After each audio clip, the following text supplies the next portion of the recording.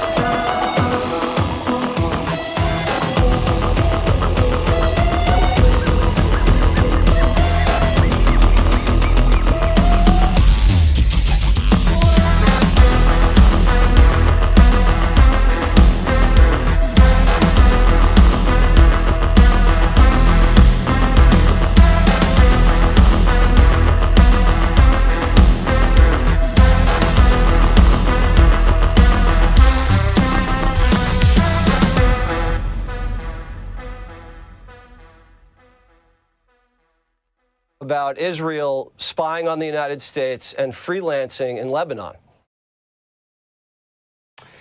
Well, look, I think obviously the Israelis and the Israelis and the United States, we have a lot of shared interests, but we also have some situations where our interests diverge. And I think where the president has been very clear here is that while Israel obviously has some objectives that it has, the United States' main objective in Iran is to ensure that Iran does not have a nuclear weapon. And we've actually, thanks to what's happened over the last few months, but really over the last year and a half, we've created the space necessary where the president believes, and I think that he's right, that we can get the long-term settlement to Iran's nuclear deal. Now, Israel may like that, they may not like that, but fundamentally, we think this is in the best interest of the United States of America. So we're going to keep on pursuing it because that's what the president of the United States was elected to do. That's what we have to do in order to properly serve the American people. Do you think the Iranians are trying to play us at the negotiating table? Well, I think, Jesse, everybody's always trying to play everybody. I think the president's attitude on this is we have to verify, of course. One of the most important things to whether this ultimate settlement is a success is not what the Iranians write on the paper, but whether they actually comply with some of the requirements of the settlement that we come up to. I think it's very important, and this is one of the big differences. You always hear people talk about the Obama deal and what went wrong with it. The number one thing that went wrong with the Obama deal, Jesse, is that there was not a proper inspections regime to ensure that the Iranians could never build a nuclear weapon. And that's one of the big differences between what happened then and what the President of the United States would get to, assuming we're ultimately able to make a deal. So I don't assume that anybody's acting in good faith. Obviously, we've been very involved in these negotiations, Jesse. We're going to take the attitude of accomplish the president's mission, but verify over the long term that the Iranians are keeping their end of the bargain. It's a tall order, but it's one that the president has put us in a good position to achieve because let's be honest, Jesse, the Iranians don't want this war to continue. It's not in their best interest. And I think they're coming to the table, putting some real things on the table. We're, of course, going to verify it. But if we get to this deal, it's going to be a home run win for the American people. Well, well, well, how is it going out there, my fellow world patriots? It is indeed, what's today? Tuesday, June 9th, 2026. And yes, I do have to keep looking at the calendar and the clocks because, as I keep saying, time is a flying along. But it is Tuesday, and if you guys did note, we got a new start time here. So now I can officially say, catch me Saturday and Sunday, 1 p.m., Monday and Tuesday, 7 p.m. Nice and easy. Boom. But of course, I do have Mr. Ghost, Doc Mike, and Mr. Armando Gonzalez Jr. with me this fine Tuesday. But let's bring in Mr. Ghost, and Armando's waving at me, but I'll let him wave at you guys in a second when I pull him in. But Ghost, what's going on today, brother? Well, howdy. It's a good day. I think it's going to be a feisty one. I don't know. I haven't been paying attention. I've been taking care of problems, but yeah. Let's have fun. Let's have fun today. And I miss all my brothers on this call. I've been tied up, and all good. All good. Yes, sir. Well, I pulled Mr. Armando on the screen, and we have him and, of course, Doc Mike. But let's pull Armando in first, just because I pulled him on the screen. He was waving ahead of time. But what's going on today, Mr. Armando? How you doing? Hola, buenas tardes or noches, depending on where you're at. It's Taco Tuesday, but I don't eat tacos. So anyway, I'm here. Everything's good. I'm in the dungeon, by the way. Nice. Today I'm broadcasting from the dungeon today because things are getting creepy, you know what I mean? But I'm here, vertical and above the grass. Hi, everybody in the chat. Wow, wait, so below earth, below the ground. He's below the ground. He's in the hollow area. So a person last name Gonzalez doesn't eat tacos. Wait, we could do a whole show on that one. No, no tacos? No, I'll only except for fish tacos. I like those. I like fish tacos. Okay. All right, but the other ones, brothers. now you can keep them. I'm down here with my reptilian friends today. I love it. And as Armando affectionately calls him, and I'll call him, I guess, Doc Mike is joining us this fine Tuesday as well. How's it going, brother? Hope everything is doing well. Hopefully the good prayers that everybody's out there putting for Renee are working on her behalf, because I do know prayers in numbers absolutely works, that we've exhibited many times. But how's it going this fine Tuesday, brother? Going pretty well. Hello to the audience out there, and hope your day is going well for this lovely Tuesday. And just want to say thank you for all the prayers. The prayers are starting to bear fruit, and we appreciate it very much, and we are humbled and very grateful. And the generosity of this audience was amazing last week. Yeah. And thank you all. God bless you all. Thank you. Yeah, thank you. Thank you very much. Yeah, and we actually had a vendor reach out for a piece of medical equipment that there was no way we didn't even have the amount of money to purchase it. And the vendor reached out through your show, and they're going to send us a piece of medical equipment for Renee free of cost. That's awesome. And so we're just blessed. And so, like I was saying, those prayers. That's a living prayer right there. Yeah, absolutely. Like I've always said, dude, we have a really, really solid community here, because at the end of the day, we all just want to see a better country and a better world for, people going forward. And I've said it numerous times, and it's absolutely factual, that whenever I put out like a call for prayers, those are the ones I get the most responses on, which I'm totally happy about, you know what I mean? And so whenever I'm asking folks out there for prayers, people absolutely come through and do show up. So we do appreciate that as well. Things are getting wild out here, boys. Yeah. I'm confused because Trump was doing everything that Lutnick and BB and Jared and blah, blah, blah, blah wants. And then last week it came out that they had a phone call together where he called BB a crazy son of a bitch and said everybody hates you and everybody hates Israel because of this. But of course that was all a fake fight, and everybody's out there like, yeah, they're just trying to make it seem like he's not so in their pockets. And President Trump even came out and confirmed it. And, we've seen it in the past, and I've played it in the past where, you have BB literally saying, oh, hey, what book are you reading there, BB? Oh, it's Rome versus Israel versus Rome. And then in other speeches, him sitting next to Pompeo, they're like, oh, well, United States is the new Rome. And it's like, oh, wait, people are not seeing the writing on the wall here. But I'm liking the turn that we're seeing. But of course, we're one of three arms of Rome that exists, and it's not this country. It's a nice idea. It's a fanciful one, but no, technically, we're not Rome when you put the right pieces together.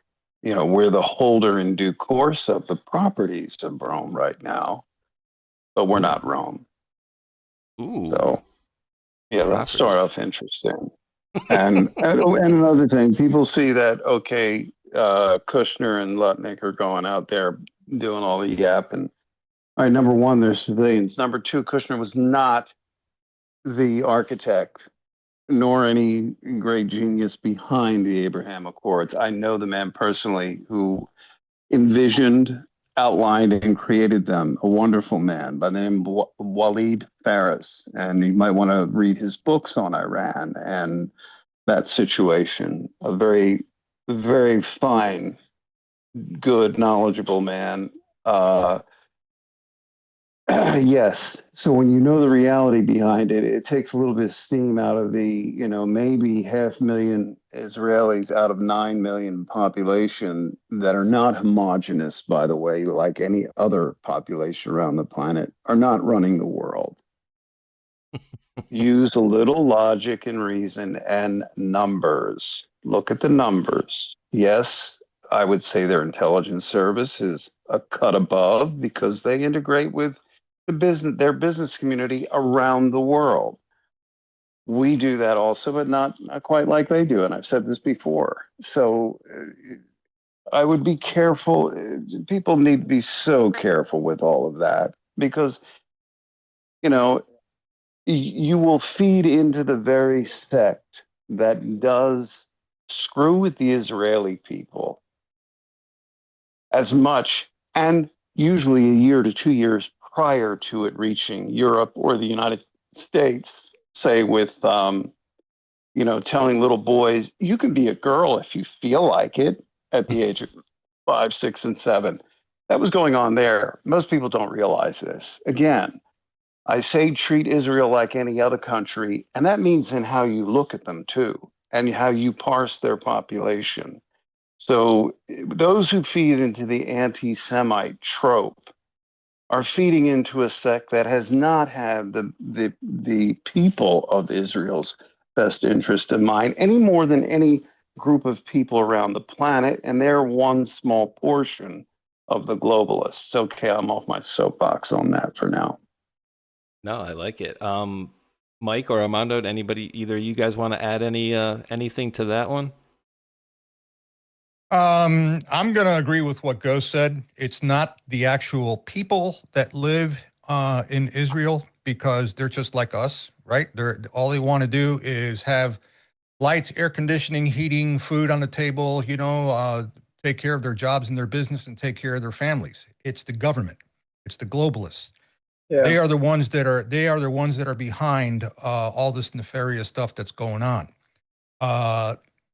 In part, take a look at what happened today. Take a look at what happened on the USS Liberty and the disclosures that Massey made today also as well.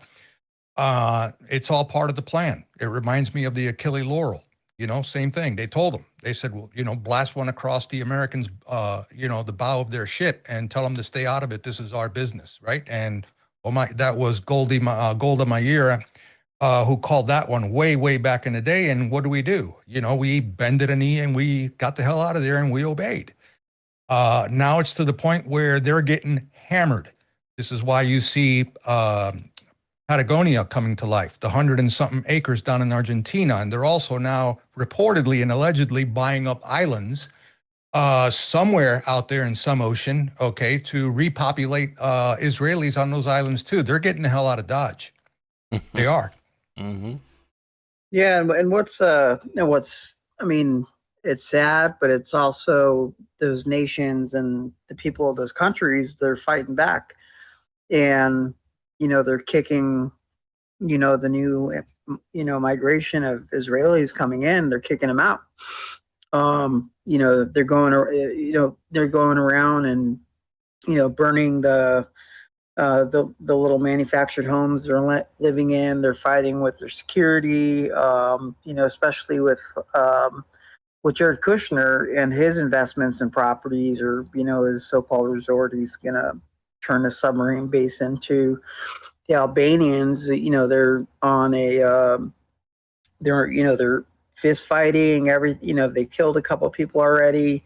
And it's an everyday action for the Albanians. They don't want us, the Americans, in there, just buying off their property. And they're doing actually a pretty good job of making the construction projects not happening. And so it's I agree with Ghost and what Armando is saying, and you're also seeing a big pushback from the national citizens of these countries not wanting these other people coming into their countries and doing these things. Yep, this is a drainage of the global swamp. Not just the swamp here. This is on a global level. I can't stand this guy, but I have to show it, unfortunately. Let me do this. Sorry, Armando. Is that in the fall? No, that's Ryan Matta, the guy who cares so much about America that he lives in South America somewhere. But but yeah, so this is kind of what Mike was talking about here, and it's posted on there that Albanians literally going door to door, dragging Israeli settlers out of their country. And he says, inject this into his veins. So this guy's got a big problem, obviously, with Israel, but he's not seeing anything other than just, I would look at this as like more of an anti-Semitic take than anything. And again, like to your guys' point, 100%, like, oh wait, what about the deep state in the United States? No, we're perfect, right? No, like we had Obama, the Clintons, the Bidens, like all these people. Does everybody here in the crowd like those people? I'm sure we do not, right? So similarly, you have a similar group of people out of, I would say, probably every country out there, essentially, right? Except for maybe, well, I would say no, every country out there. You have a group that is trying to push back, or the elite oligarch class that is trying to run their script and run the world the way they want it, which is, down the toilet and into computer land, essentially. So yeah, it's getting wild out there, and I think people would be, I put a post out the other day. I said, if you guys were seeing this, you guys would be enjoying this rather than being frustrated and angry at, oh, Trump's just doing what Susie Wiles and Lutnick and BB and all these people are doing. It's just, you'd be seeing it for what it is, in my opinion. But people are just not doing it. And then you have the people, I think, like that guy who is just, pushing other people and maybe paid to constantly post this stuff out over and over and over again. And then you have like the Tuckers that are meant to do it. Because guys, I'm in kind of a weird position here, as you guys are aware. Like, this stuff needs to get out there, but on the same point, I feel like President Trump is doing a different thing, right? Like, so I understand what he's doing, but at the same time, we do have a Congress that essentially has an AIPAC person with them at every turn that's, guiding them and telling them what to do. So that stuff needs to get, out there, and we do need to have these conversations. But I think the tone of what the accusatory tone of, who's in cahoots with the bad guys needs to get a serious look. You know what I mean? Because most people are just saying, oh, no, he's just doing whatever. And I don't know how much I trust this guy on the right here, but we'll see how time will go with the vice presidents. Any of you guys into big money? Because apparently the stock market shit the bed today and then maybe made a correction. And again, I'm not a money guy, so I don't know if any of you three guys are into the money, into the money. Well, deal. But there's a big I made a post today about redacted. Oh, boy. Yeah, one program that I used to respect long ago, but I have no more respect left for them because they just base their stuff on fear porn. And I put that in our chat saying, oh, stock market crash. We lost trillions today. No, we didn't, because I checked the numbers in real time around 3:30 in the afternoon today, and they were doing fine. They did not crash. But clickbait, again, just to come here and listen to us spew our anti-Trump stuff. So screw them, my opinion, but whatever. So they're basically saying, well, what was being reported is that a bunch of things got hit from the market. And then they were saying that late after that, there was a big recoup. And so, you have these huge companies. If they go down like 1%, just think of how much money just one of these companies going down 1%. So when you add them all up, it's like, oh no, everything's shit in the bed.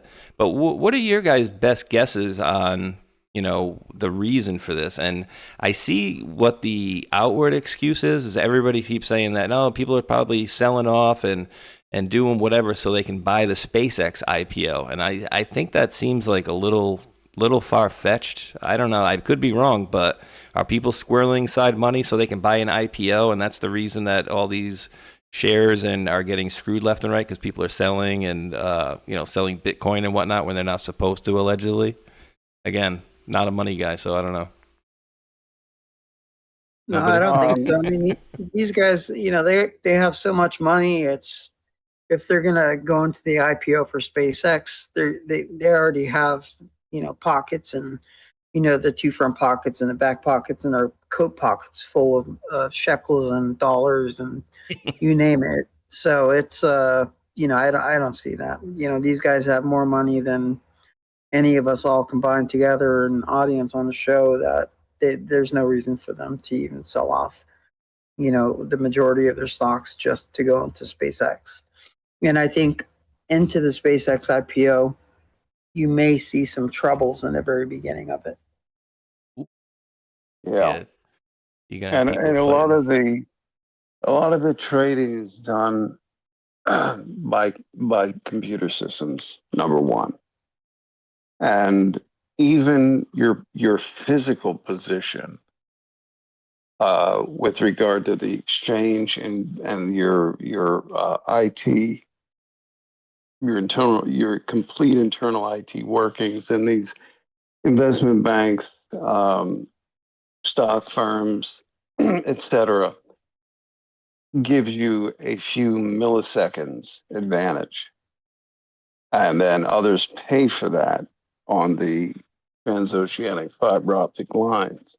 Yeah. For that few millisecond, 65 millisecond advantage, which makes up for hundreds of millions, if not billions, for certain concerns every year. So you always have to figure in that the stock market is not what it was 30, 40 years ago. It is something completely different that is not so much driven by human behavior. And when it is, the computers step in and stop the fall. So the fall is always broken. Whereas in the past, no, it wouldn't have been, or wouldn't have been nearly as easily. Did I lose everybody? Yeah, nope. Spaceshot was just talking into his muted mic. Can we call that a space mute? I'm like, oh, really? That's good. I'm like, wait, why is it? Okay, good. So yeah, the amount of money too that these guys are throwing around too. I can't wrap my head around what is their ultimate goal with all these data centers and all the power and the money. I mean, is it just so they can make AI smarter and then ultimately put their consciousness into a computer later on? And like, is that what they're doing? Like, what the hell is all this money needed for? I wouldn't worry about consciousness in a computer. It's theoretically it is theoretically possible to map someone's, let's say, brain. And if you can translate electrical impulses, you're just making a copy of them on a machine that goes by zeros and ones. Right. Simple as that. So, if Peter Thiel, if you want to say it German or not, if he wants to live in a computer, well, he's going to find that his brain may live in a computer, but he never will. unless there's been certain types of, let's say, soul cage type technology that's been developed. That would be probably among the sickest thing you could imagine. But the whole movement is to get to a point, a singularity, so to speak, with AI, to where your machines are now working both in the everyday world and in the quantum realm, meaning access to alternate universes, theoretically. It's all theoretical. Nobody really knows how it's functioning. And once you get to that point, any type of advancement, rapid and let's say several hundred or several thousand years of jump in technology then becomes very, very possible. Not very possible, probable, and will happen, is happening. So the whole thing is to get to that point. And if that requires data centers, et cetera, please don't buy into a lot of the Chinese propaganda and external propaganda that says, well, it's destroying your wall, it's destroying this. It's not destroying anything. They're going to be actually serving to upgrade the electrical system, the power system across the country. They'll be producing, if they're not starting off producing their own energy, they will eventually have their own sodium or other type thorium reactors that are very safe, scalable, on site, and feeding into the grid. And it comes down to who gets to that, let's say, jumping off point to where the geometric scale of the growth is so rapid that no one else can keep up with us. Now, one thing the president said when he was running, we're going to dominate. We are going to spend a lot on AI. We're going to dominate it. And we're getting into that period. We're in that period right now. We're not getting into it, we're in it. And that also has tied to it other big question marks that a lot of it's not as much of a question mark as most would think. And that includes off-Earth intelligence, off-Earth cultures. So we're having to work through a very difficult time here on planet Earth before we can even begin to be, let's say, given more on our leash. I'm going to say this, the world today, you're not going to recognize in 3 years, in 5 years, 7 years. And people will then have to reestablish a balance with this technology, whether or not we're going to let it run roughshod like we did with nuclear, like we did with many technologies. And obviously that's always going to happen in some deep, dark corners. But the bottom line is we're going to get to that first. That means data centers. That means, and yes, everything is a two-edged sword. So is it going to be used for surveillance? That's up to us, isn't it? Ultimately. And it really is. Oh, yeah. So we have to get, but the mad race is on come hell or high water to get to that point of, let's say, critical mass with AI, to where it then is doing things that no one else can catch up with. The one who reaches that finish line first, no one ever catches you again. That's the important thing to remember. And the other side of that is there is everything that you're being spoon-fed and drip-fed right now, whether it's good, bad, or indifferent, has to do with that tomorrow. And I think if people stop and think, well, the apocryphal texts can all be pretty much accurately translated to modern English.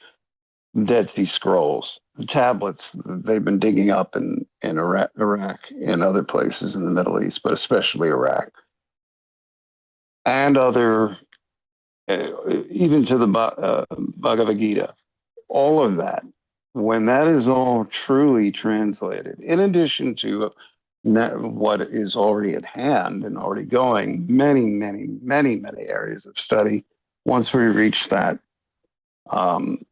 critical mass with AI, no one ever catches up in anything. And that's the prize. That's where it's going. And like all advancement, whether it's the industrial revolution, whether it's nuclear energy or any number of things that have come along since, we're facing another one of those major transitions, except this one is not a slow and predictable one. This one is going to be rather rapid and unpredictable. We're already in it again. So just consider that. And what's the data centers, and I've had quite a bit of research on it, is they're popping up so fast everywhere. And all the, the contracts with other, allied nations and, here and working with each other. You legitimately have little nuclear, nuclear reactors, just popping up all over the United States. When they're running on these multiple new core SMRs, and they're hiring. What I've been noticing is the talent or the staff or employees they're hiring. They're coming straight out of college, or they're getting hired by friends or or somewhere else, and they don't have all the expertise in running in nuclear engineering, and they're being taught via by taught by hand, taught by someone, a mentor teaching them, or just taught on a job. And that's actually pretty that's pretty scary to see that happening. And it just makes me think, with one mistake, you could have another, miniature 3 Mile Island. And, you're already starting to see all of these environmental disasters start to populate in different states with potable drinking water, animals, just all sorts of environmental effects. And I really think it goes back to the project management teams, to the engineers. Are they really capable of setting these up, because these are set up so fast that what is the quality control? What do the safety inspectors say? Are they just signing off on papers? Are they just signing off on safety inspections and just going and getting these up and running without true QC and QA? Those are the things that I'm starting to second guess right now and actually look into. And I'm actually quite disturbed at what I'm seeing. I think those are important points, because I'm just saying we're getting to that point, whether we like it or not. And you're bringing in the more important aspect of the effects of that real time. And that's really important for us to all look at and then consider, what are we going to accept in the future and what won't we? Mm-hmm. It's getting dangerous out there too. And a lot of environmental issues these last few years as well. Let's see, Armando, anything you want to say on this one, brother? Just really short. One of the things to coattail on what Doc just said, one aspect that needs to be looked at, which I'm sure he has already, that most people tend to overlook, especially when it comes to data centers. They think, oh, well, hey, it's a government contract, it's a federal contract, it's a big tech contract, whatever the contract might be. But at the end of the day, you have your bean counters, right? What does your bottom line reflect as far as labor, the labor pool? What kind of labor pool do you have building these facilities, and are they checking all the boxes, dotting all the I's and crossing all the T's? Well, if it's anything like new home building today, you're going to find a lot of mistakes, but they don't care, right? Who's overseeing the overseers? I don't know about that. That's something that needs to be looked at, in my opinion. Yeah, and all these AI things that we've seen. And fast, because it's all happening very, very, very fast. And it's like I think their quota is more important than safety and health or environmental health and safety. That's what I believe. The race, Mm-hmm. yeah. They're trying to win the race. I think that end goal, that's that critical mass. We've already gone over the event horizon. We're in the singularity. And it's going to hit a critical mass where we're just going to see it explode. And life is never going to be the same. And blue collar jobs are not necessarily the ones that are going to be affected most first. It actually will be white collar jobs. And CEOs that are pushing, thinking they can replace 60% of their workforce with AI agents. Well, yes, you can, but there's also ones that are already on the drawing board to replace CEOs. So good luck with that. Yeah. Again, we're coming into something that we've never faced before, and we're looking at it again like the old war to the new war. We're looking at it with the old tactics in the first opening stages of it, and not really considering what the entire human race is up against with AI. And I do think, Musk wasn't saying it several years ago, and many of us thought the same thing of how dangerous and rapid this would all come upon us. And rapid in a way that's not only going to change the world and people and how they look at commerce and economics, but even to the spiritual. And everything in between is going to be affected. And this is where I'm, going, well, it's inevitable. It's happening. It's going to happen no matter what. There's no putting that genie back in the bottle like nuclear energy. You're never putting that back in once Alamogordo did their successful test. And, we're walking into another one, except this one is more far reaching and affects every aspect of everyday life, and everyday life most aren't even aware of it will affect. So that's I don't want to say the scary part, but that's the part of concern. Absolutely. Now, guys, I'm going to ask you guys a very tinfoil hat like question, because I know you guys have done a lot of things in the past, and I know you guys have talked to a lot of folks. So this is just on a completely over-the-top conspiratorial realm, because I see this story that happens that I hear all the time come up, and they talk about. So I wondered if any of you heard anything about this, or if it was just most likely complete BS, which I'm guessing it is. But they were talking about in early 2000s in Iraq that there were some things that were found, essentially, maybe some objects. And actually one of them came into, they were talking about giants that were found inside of one of these islands, one of these mountains or anything. So have you guys heard anything weird along those lines, or do you believe those to be complete bullshit? The Nephilim you're talking about. No, he's talking about I think it's Kandahar in Afghanistan. Yes. There was a Ranger regiment or infantry regiment that was ripped apart, and a special ops team went up there. Actually, I met someone who said he was a crew chief and a tour over there. And he explained to me, and this is over 10 years ago, probably 2 years after it happened.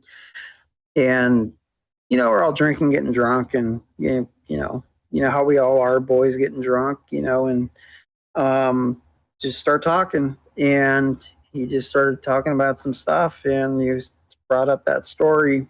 And mind you, I didn't believe any of it. I just thought he was just drunk and being funny and, trying to make, a good time out of a shitty situation over there. And,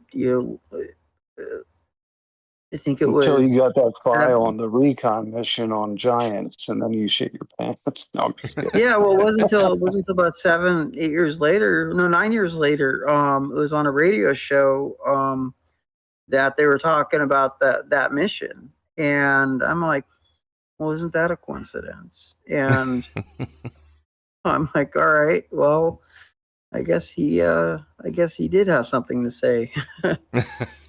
So Well, that's the my thing. 2 cents. Yeah, I mean, we hear stuff all the time, and then I don't know if it's like real raw news or best news here, completely over the top, BS stuff that they've made up. You never know. Now, I have a Go into coworker the friend. Smithsonian. Uh-oh. Oh, I was going to say, go to the Smithsonian and into their basement. Yeah, good luck me getting in there. Wait, Armando, you said you had a friend? Sorry, Armando. No, that's fine. A coworker of mine who served over there in Kandahar. I'm not going to say anything about him, anything else, but he never saw any of the giants.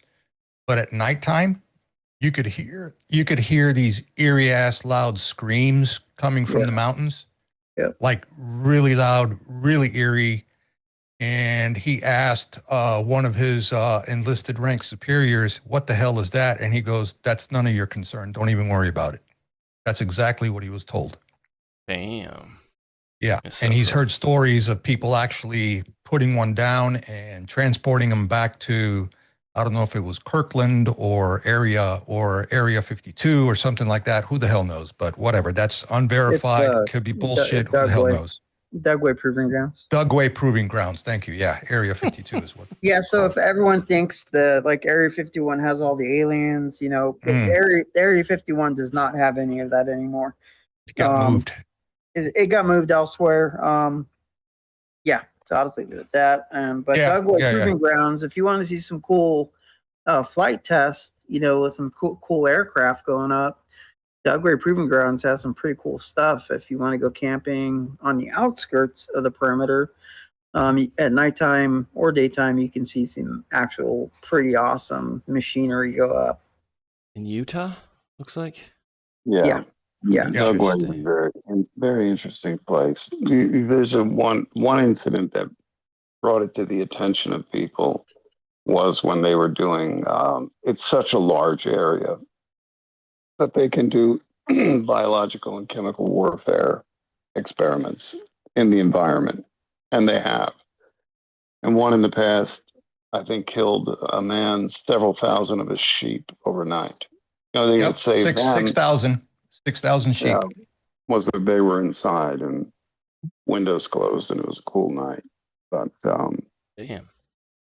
Yeah, there's things like that, but it is a fascinating place. They do a lot of testing. I think they tested even the bat incendiary weapons in Dugway back in World War II, where they turned bats. They strapped these little couple of gram incendiary things to them and released them, and they went into the buildings that they built out of wood to try to duplicate both Japanese and German building style. And these little boogers crawled up into the woodwork and then caught fire and burned the whole thing down. So theoretically, yeah, it was but Dugway's been known to test all the off the wall stuff too. The ideas like the incendiary bats and many other kinds of much more technical and exotic stuff too. Dugway's got over 180 acres or 180,000 acres, some crazy number like that. And there are certain areas of the proving grounds where the military is actually not allowed to go anywhere near it. It's off limits big time. Yeah. Really? Yeah, Yeah, you got Armando, to have very special. You got to have very special clearance to go in there. Armando, you still have that picture I sent you on the tarmac? Tarmac. Yeah, Let the me flight check. line. There's a flight line picture. Got an orange shirt on. Hang on. Where did you drop that at? Oh, let me see. This is I think it was like a couple months ago. That should be easy Oh to yeah, find. yeah. I remember now. I remember now. Yeah. I remember now. Yeah. I remember Yeah. it. Visual memory. Yeah, absolutely. Yeah, I remember it. This is interesting. This is actually posted twice here, so I guess this is actually a real picture. And this person says this is a photo my dad took while we were camping near Dugway Proving Grounds in Utah in 2002. It says the image does not do it justice. No sound, left a sparkly trail that dissipated behind it. Disappeared too high and far to see it quickly. The whole sky lit up red behind the mountains where it appeared to launch from, which would be the Dugway military area. Probably the craziest thing I've seen out there. That's Looks interesting. like Sparkly and glowy is cool. looks like scramjet engines.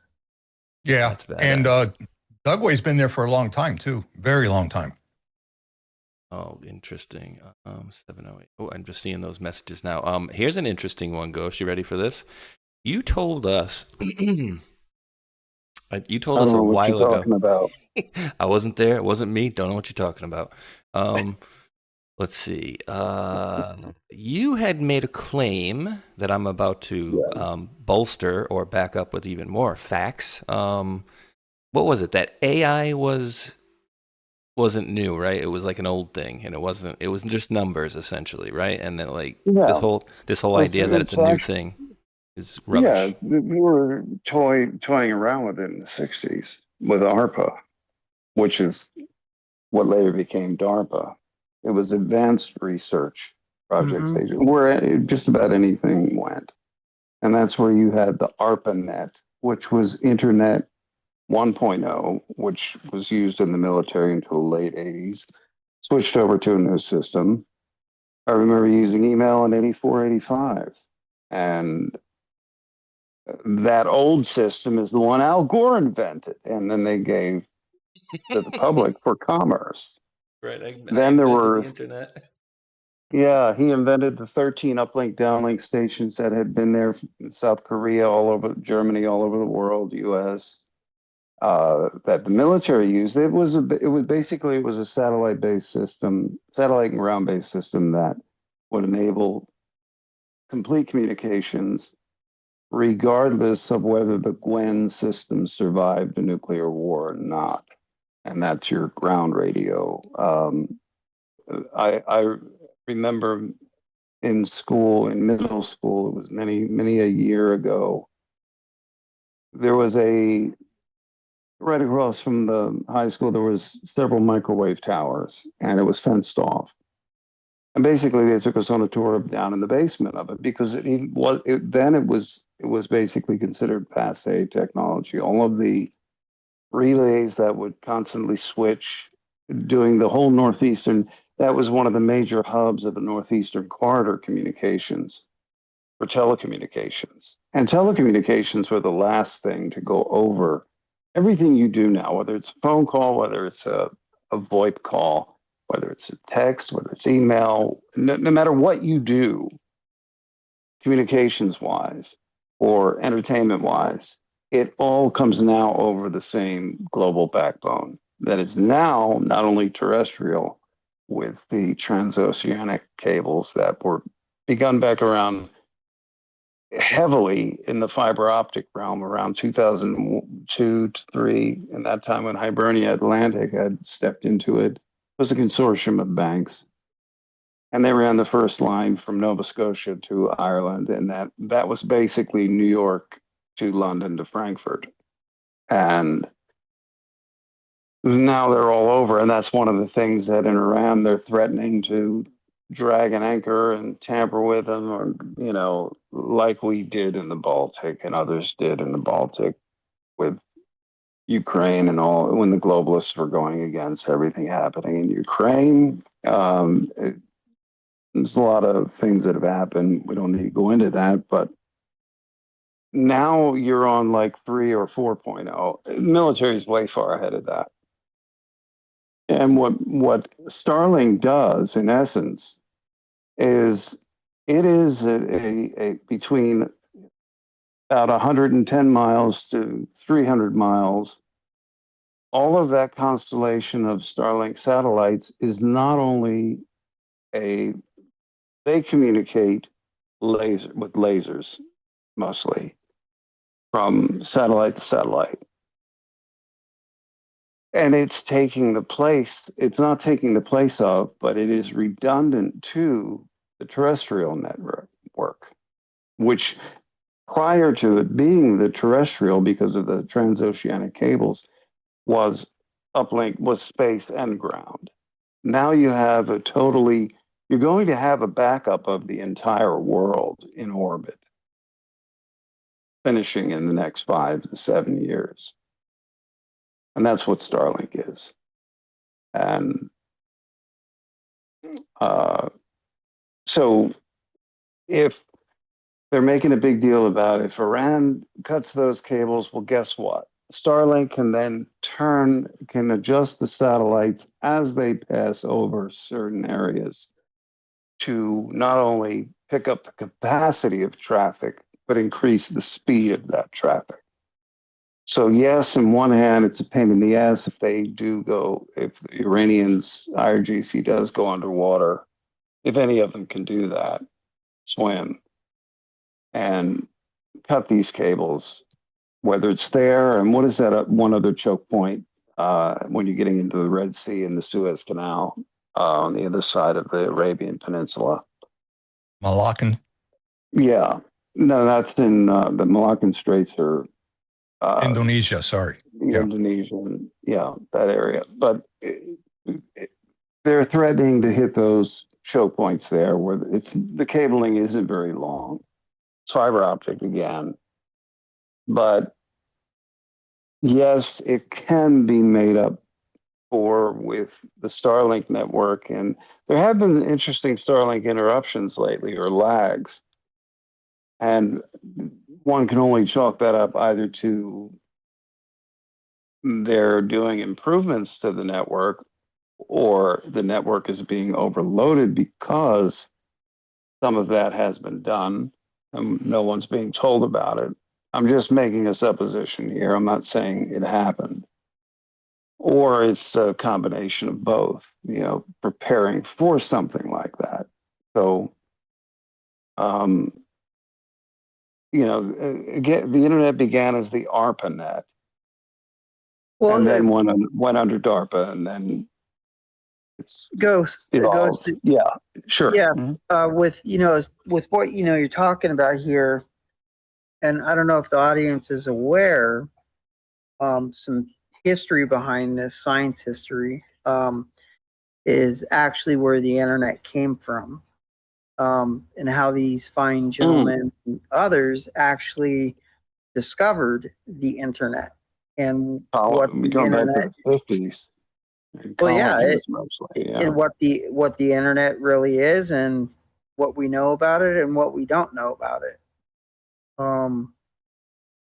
So I don't know if that you'd want to talk. You have some talking points on that, or you want to kind of keep it clean on that. But from what I can say, with what I've been read into, that's NDA has been torn up, is the internet back in discovery days, in the 50s or late 40s, mid 50s there, the internet was found, and then it was found. Yeah, I didn't want to get into that part of it, but you did, so let's think. Hey, I don't have an NDA on it anymore, so it's all free beans. Think IBM mainframes. Hold on. So wait. So you guys are saying somebody found the internet? So it was already a thing up and running? Like nobody created it here? So think of ham radios and telecommunications. So and with our satellites, like at Space Command, when I was at Space Command, we have satellites up there that are robotic satellites that will, go if we want to take down someone else's satellite. we'll take one of our robotic, I'm just going to call it a robotic satellite that has arms, levers, levers, little clampers on it. It'll go after that satellite, has thrusters and other stuff on it, and grab it, tear it apart, take it down, throw it back down to Earth, or just tear it apart, put a little explosive charge on it, and it'll go into the debris field.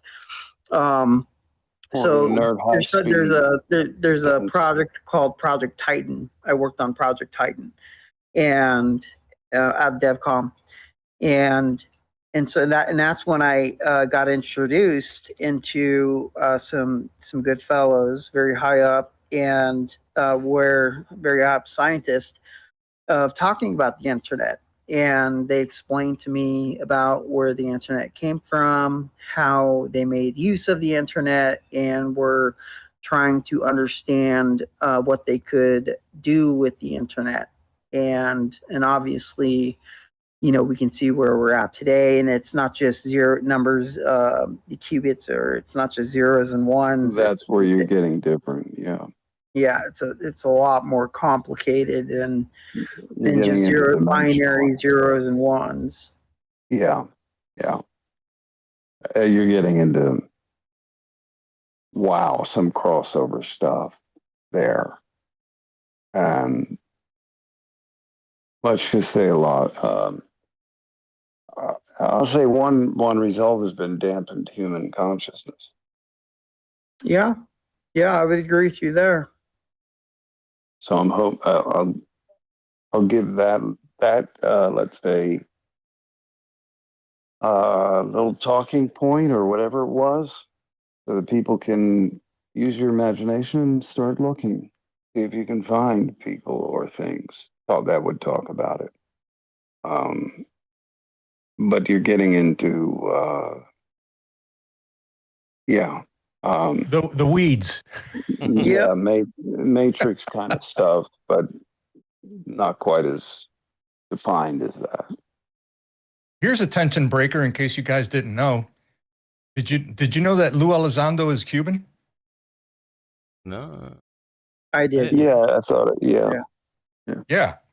Yeah. His parents are Cuban immigrants. Yep. I'll leave it there. Yeah, and who did his parents work for? Yeah.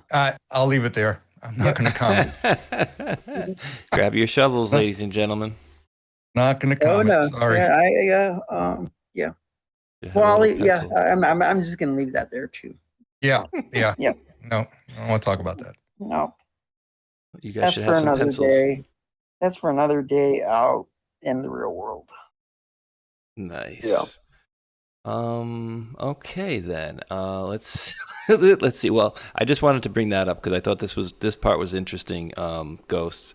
I had actually came across this where the math professor and these guys used the word artificial intelligence back in 1956, and they were writing programs on it back then. Apparently, there's probably people like Lick Leiter and others named in that. And what else can I? Well, the financiers of it, I'm sure it goes into that. Rockefeller. Any article worth its salt. Let me see something here. All right, I see what you got on the screen now. Marvin Minsky, Nathaniel Rochester or Rochester from IBM Cord, and Shaud Shannon from Bell Telephone Laboratories, and they asked the Rockefeller for money. Bell Labs and IBM. Bell Labs.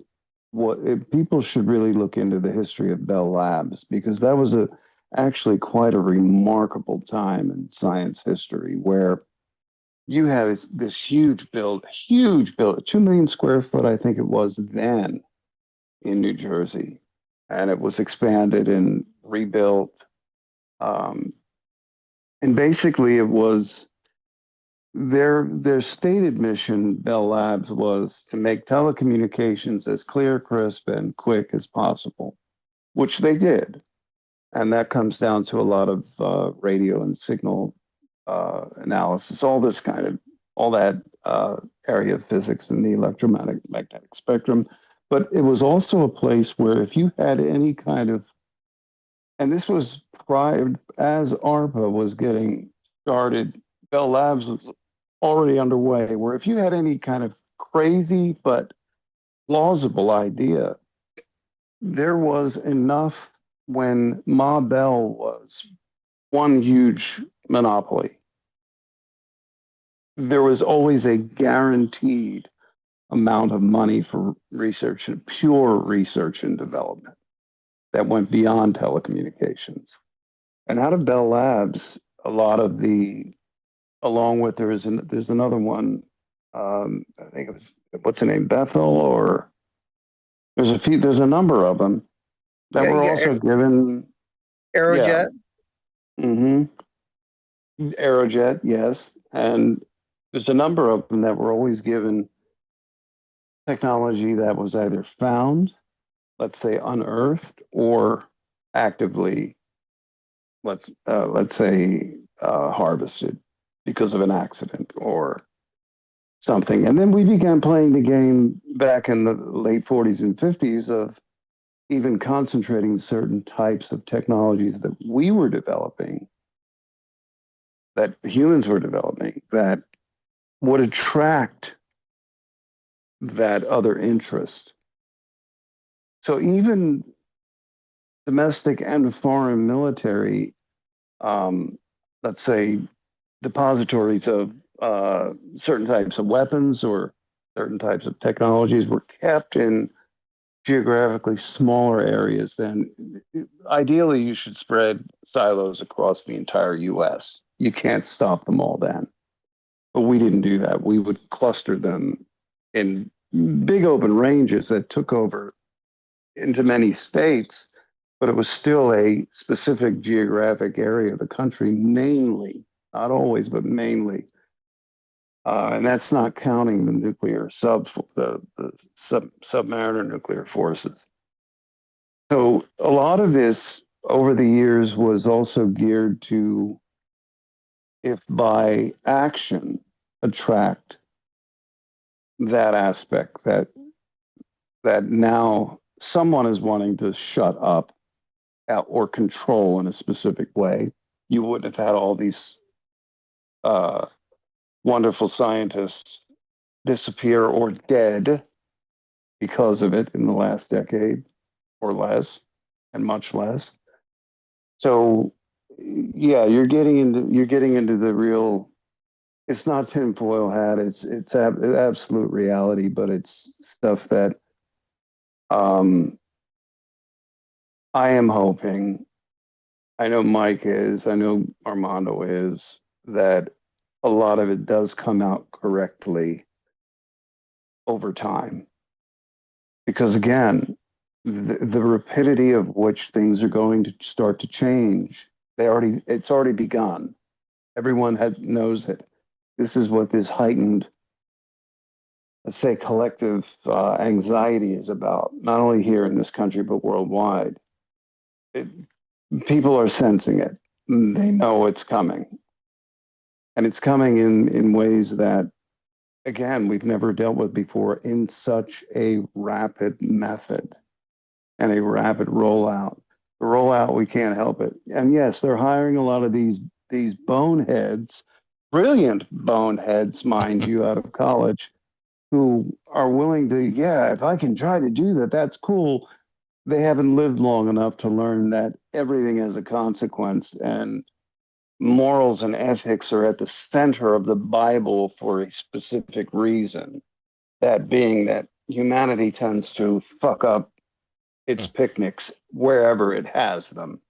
And this is not a time to be doing that full speed ahead, though aspects of it are going to go that way, and that there's nothing anyone can do about it, because we're still operating under the, well, if we're doing it, then they're doing it. Or if we think they're doing it, then they must be doing it. And if they must be doing it, we better do it, because if we don't do it, they're going to do it before us. And this goes back to psychic spies from China, blah, blah, blah, all the way up till today and prior to that. So we're still operating under that mentality. The men who talk with goats. Yeah. The Russians might yes, have you it. So if they can. might have it, we need to have it just in case they have it. Yeah, and you Sorry. can kill. And here's another one out there for you, ladies and gentlemen. And I'm going to say it: you can kill with the mind. You don't have to leave your bed, and you can kill someone. Very interesting. That's how powerful our capabilities as humans are. What the matrix we live within has taught us is nothing in that regard. Not how to approach it as children, not how to harness it, and not how to be first and foremost moral and ethical with it. I only know the Dutch oven method. The Dutch oven. Oh, okay. Oh my God. That has many applications, actually, and many layers. They need a good Dutch oven. Good layers. Well, Ghost, I've been saying for years too. It's basically what you just said. That due to not only the drinking water, all these radio waves, whatever have you, all the different additives, like our human body and our human consciousness, I believe, is dumbed down to a level that is many percents off of what it should be, right? Yes. Like so they've killed Yeah. what we're supposed Yeah. to be able to do here. You know what I mean? That's what. Agreed. Well, just one example of that is since World War II, over 90,000 chemical compounds have entered the human domain. Yep. Everything from Jeez. polishes to foodstuffs to additives and chemicals to other chemicals for the environment or farming, anything you can imagine, makeup, what have you, everything you can imagine. The model has always been the "my dog didn't bite you" model. And it is the "no, your dog bit me." And meaning that these, before they were released, were not ever tested for, let's say, psychosocial effects on the human body, carcinogenesis, none of it. Look at It's the "my asbestos dog." on board naval ships. I mean, that was as Exactly. far back as the 80s. Wow. And they knew 30, 40 years before that asbestos had a pattern of harming those who worked with it openly without Yep. respirators. So you have the "my dog bit you" scenario. Your dog bit me. I don't have a dog. You go to court. Okay, you prove they have a dog. I have a dog, but it doesn't bite. Oh, okay, now we got to go back to court. Yes, you do have a dog, but your dog doesn't bite. Yes, your dog does bite. Yes, but my dog bites, but it didn't bite you. Then you go back to court again and you say, yes, you have a dog and the dog does bite and the dog bit me. And then you've gone through 3 or 4 appellate processes by the time it's over with. I guess, what's that one Julia Roberts played? Because all you see is the Julia Roberts character. You don't even think of what it is, where she's Pretty Woman? Yeah. Or Aaron Brockovich? no, Aaron Brockovich. yeah. And She's before that, come you out. had, Karen Silkwood, who was a whistleblower, and they killed her, but they didn't kill Aaron Brockovich, though that was attempted. But you have that, but make no mistake, out of that 90,000 chemical compounds, a whole lot is known about a whole lot of them, except that's kept in vaults in private corporations. And you're not going to get it out because they're going to hide behind, well, the government said we could do it. Well, who's the government? Not the corporation over, oh, yeah, it's a corporation that tends to corporations, meaning people and corporate entities as we know them. So again, we get into another 16 hours of lecture on that, but I say all that to say, just with chemical compounds, let alone the electromagnetic spectrum, let alone what we're doing in atmospherics and with Earth-based technologies that are both space and Earth, and on and on and on and on and on. And again, humanity's going to have to grow up and say, okay, who needs a spanking? who's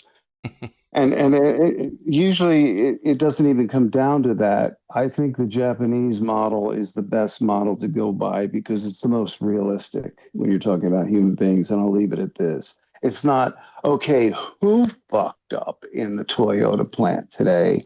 It's why was there a fuck up and how do we stop it happening again? We're not interested in who did it. Yeah, it was Tokyo Joe over here, but that's not the point. The point is the mistake was made, and how do we make the system make less mistakes like that and not worry about going after who did it? Americans and Europeans are like children in that they want to know who's the bad guy. We got to get the. It's not one bad guy. It's usually hundreds, sometimes thousands and tens of thousands. You're not going to get them because they weren't involved in it to be bad to begin with. It's that things are divided amongst many functions, and certain people take over certain functions. You put them all together, yes, you do have a hierarchy that does know what it all works out to be. Now, if you're not willing to go after them, and in this day and age, it would be predominantly the banking families globally, you're not going to go after them, then shut the hell up about the whole thing. Stop pulling people's putts, because that's all you're doing. Mm-hmm. You're either going to say, okay, it's this class and this group that is 1% of 5% of the population, less than 1% of 5% of the population. You're either going to go after them and reposition them. You're not going to get the bad guys. You're not going to say this guy is responsible for all this, because Epstein had a staff and had extended networks. You're either going to get them all or you're going to solve the problem. And this is the reality that we've been running into. Yes, there are certain ones out there who have committed specific crimes and specific dates in the last 10, 15 years. Yes, we're hardcore on that. And even back further, AI now with metadata can show you anything and everything. It doesn't lie. It only lies when it's misinterpreted by human beings. So the question is that I would pose to the world is, do you want to fix the problems or do you want to go after people? Because yes, certain people should be gone after and should hang from the end of a fucking rope. But until that happens, we've got to concentrate more on these problems because that's the reality, not the way I like it, but it's the reality of it. So we just have to be adults about the whole thing. And all you got to do is go back to the movie Pink Panther, where the Pink Panther walks into the bakery and he sees a cute dog there, and he asked the owner, he says, "Does your dog bite, monsieur?" "No." He goes to pet it and he gets ripped up to pieces from head to toe, and he says, "Monsieur, I thought you said your dog doesn't bite." "That's not my dog, monsieur." That's it. That's not my dog, sir. That's Macron. He didn't lie to the guy. Anyway. That's Macron. Macron is Clouseau, isn't he? Well, I don't know. It just sounds like it. That's all. Yeah, I guess. Or it's never mind. I mean, I don't mean to sound like a downer on all this stuff. Yes, there are certain shitheads who did some really nasty things who are still alive over the past 30 years. And if it resulted in capital crimes, then there's no statute of limitations on fraud, murder, etc. Go after them, by all means. Make the deals where you have to. And believe me, a lot of deals have been made and they're going to continue to be made. And people are going to slip through the cracks from it. But I'm not so much looking, and never really was looking towards mass arrests. If you're going to stop certain frauds that are global, you're going to have a certain type of mass arrest. But most of the names on that, most people are going to go, who the hell is that? Yeah. And that's the way that is really going to play out. You want a douche canoe like Hillary Clinton to go down?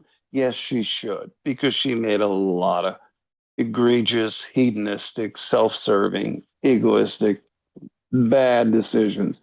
We can just go back to Benghazi just for one, where I think she's guilty of murder. But that's my humble opinion, of course. No, these people should fry. But I would caution people to be more concerned with the oncoming problems that we've allowed these douche canoes globally to do. I don't have any other word right now. That just seems to fit. And yeah, so here we are. Here we are. Here we are. Well, yeah, and I'm just kind of looking at the post. Some of these did say essentially, some deals were cut essentially because we can't. He says some of the stuff it would fry people's brains essentially if everybody knew, what was going on out there.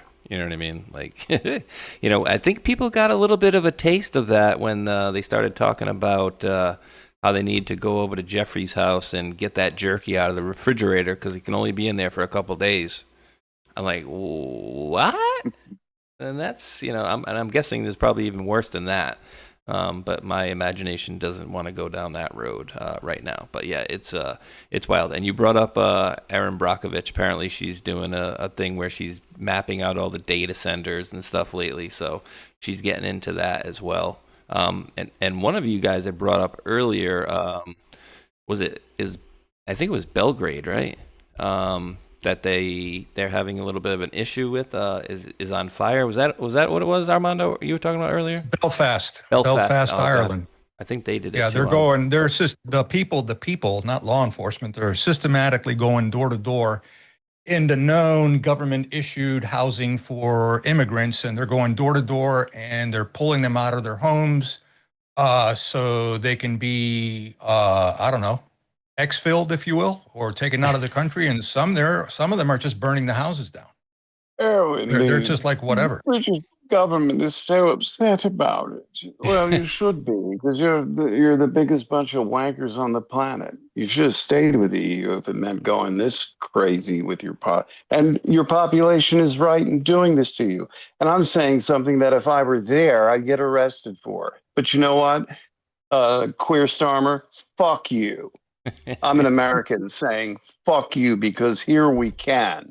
And your people, the great British people, one of the greatest people that have ever lived in the history of mankind that we know of, recorded history anyway, brought us into so many, the age of reason, the industrial age, on and on and on and on, and held off what they held off during World War II. This is a great people. This is 150 million population, give or take. It's probably more. I could be wrong with that. But that's a lot of people. And that's a lot of people with an amazing history. But you're letting these temple wonks in the city of London and others drive you to the point of where you have no choice but to get violent. Now they've built, and remember, my caution to them would be that is built into the system. Protest and violent protest, especially, because violent protests will get you changes you don't want faster than you want them. Civil disobedience. I would caution people to read Self-Reliance, Civil Disobedience, and a few other remarkable essays in American history and British history that would fix your minds to the ability that if you decide where you spend your money, you decide who you do and do not vote for, or don't vote at all. Have a national moratorium on voting. Because what you're seeing there burning, that's what your governments have ginned up and getting you to believe that it's not okay to say something to a third world pig that came to live in your neighborhood and raped your daughter. I'm sorry, that individual would have disappeared into a million pieces in the Thames if it were me, but that's me. I can't speak for the rest of my British cousins, our British cousins. But I think that they are fine. And I remember saying both Doc, to you and to Armando, that's one people that when you push them to the brink, there is no going back to what you had before. And we in this country embodied that and took it further. So you are that. Stand up, Brits. Take your lives back. Imagine what they would do if they had the Second Amendment. Oh my God. I was watching, and that's funny you should say that. I was watching, I didn't sleep last night on purpose because I put too much the 2 nights before. But I'm trying to get it set right again. I'm not wasting time. And I watched the rise of the Cray brothers. Fascinating story. They didn't have guns. Oh, he got a hold of a Luger at one time and went in and shot up an Italian, let's say, organization's club. And they ran to the police and told them they shot our club up. And then they obviously backed down because the one Cray brother was obviously mega psychopathic. But it's a fascinating story of criminal minds, East End London. And if they had guns like we did in the 20s, 30s, all the way up till today, oh my God, I could only imagine how different it would be over there. And that's why Americans won't ever give up our weapons. Like Charles Manson said, you can have it when you pry it from my cold, dead hand. And that is at the core of every American.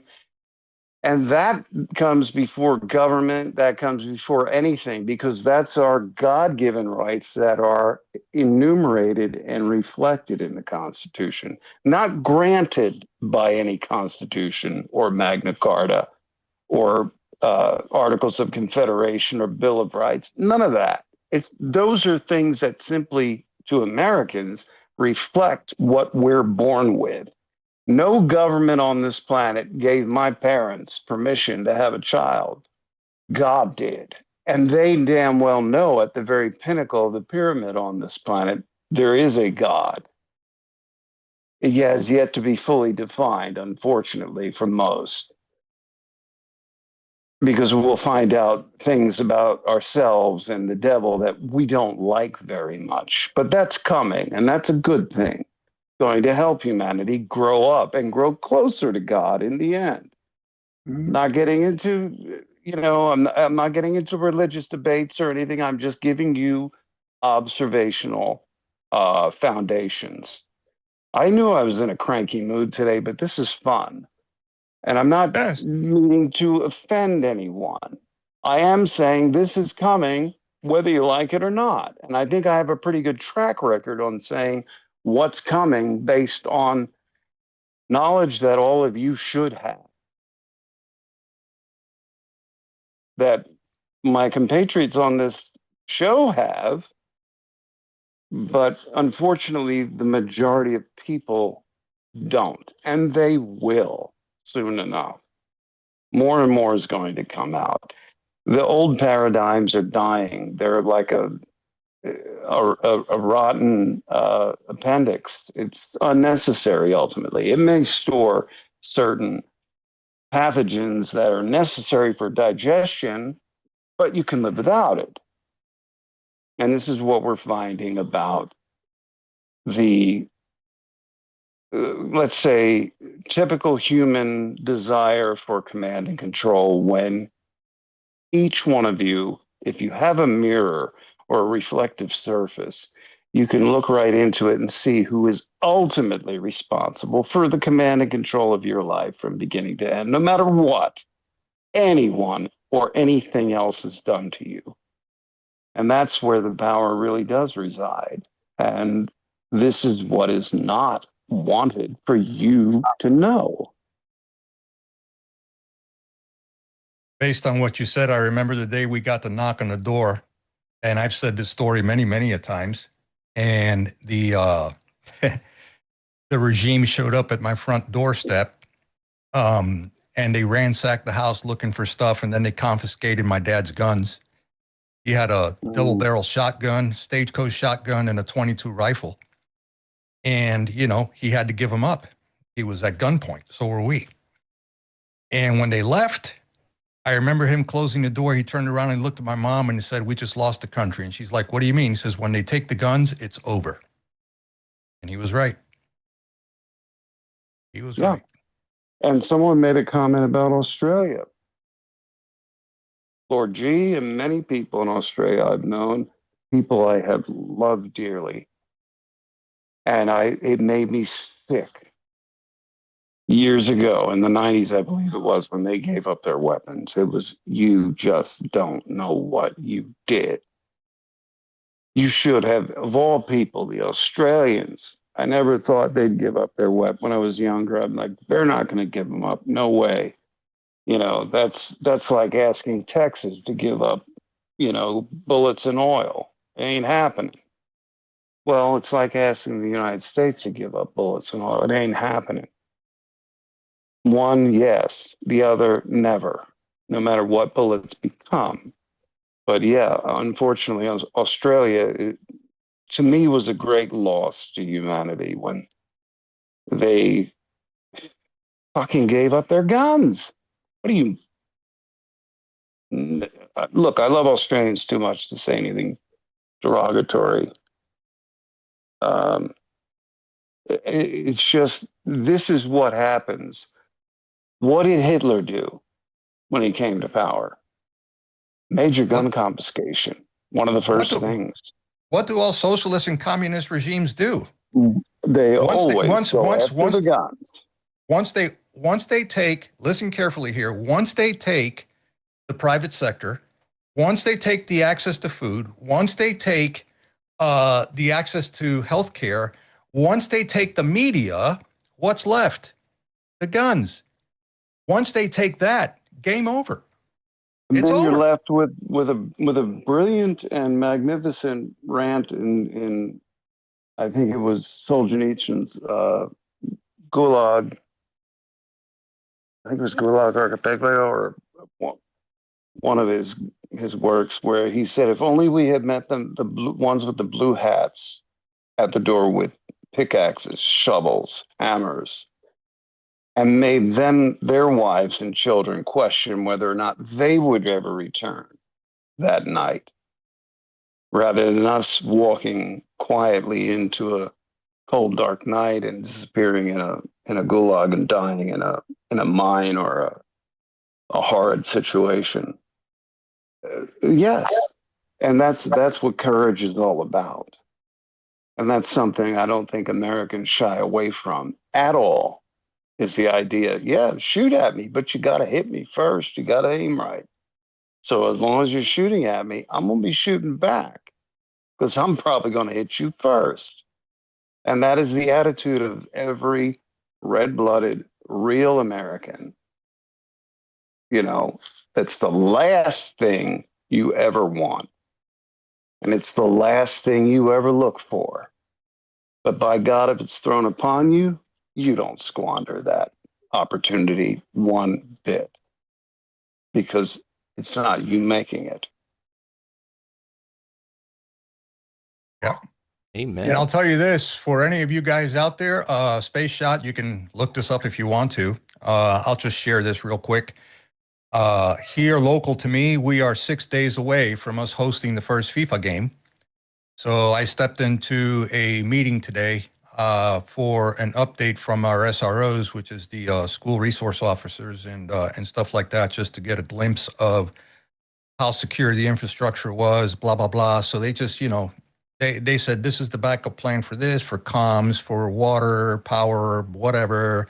No drone fly zones here and there. We're looking out for this. We have federal backing, state backing, local backing, blah, blah, blah, blah, blah, blah, right? The rest of the stuff I can't comment on because obviously since the feds are involved, it's classified. Can't talk about it. And I was told not to talk about it either, but this I can share with you. So I left there, and one of the guys that I've known for like almost 20 years there, he used to be law enforcement. Now he's working in student safety. I asked him, dude, so based on the military exercise that we had here local to me 2 years ago, which was severely intense, just like the one they had, which I think was an exercise. Doc, where was that? It was that Long Beach, or where did that exercise take with the little birds and the Blackhawks? Yeah, my team had sorry, not my team. Military units and had we had been they had been practicing in Pasadena, Long Beach, Yeah. Okay. Irvine, a couple other areas. So I asked him point blank, I said, does this have to do anything with FIFA and the military exercises, that we had here 2 years ago? And he just looked at me, and I've been privileged to learn body language and facial expressions, especially the eyes. The eyes will tell you everything. And I looked at him, he raised an eyebrow, and he gave me, like half a grin smirk like that. And I just said, you can't say it, huh? And he goes, nope. But he was concerned. And I'm telling you, the vibe in that room was just thick. They're expecting something. What that is, I have no idea. But just know that if whatever city you reside in, if you're hosting a FIFA match, better be on your P's and Q's, because you never know. Well, and I'll leave it right there. That has not let up. And I owe you something, Mike, very quickly. There we go. Did I catch a lull? No, I was just saying that threat has not let up.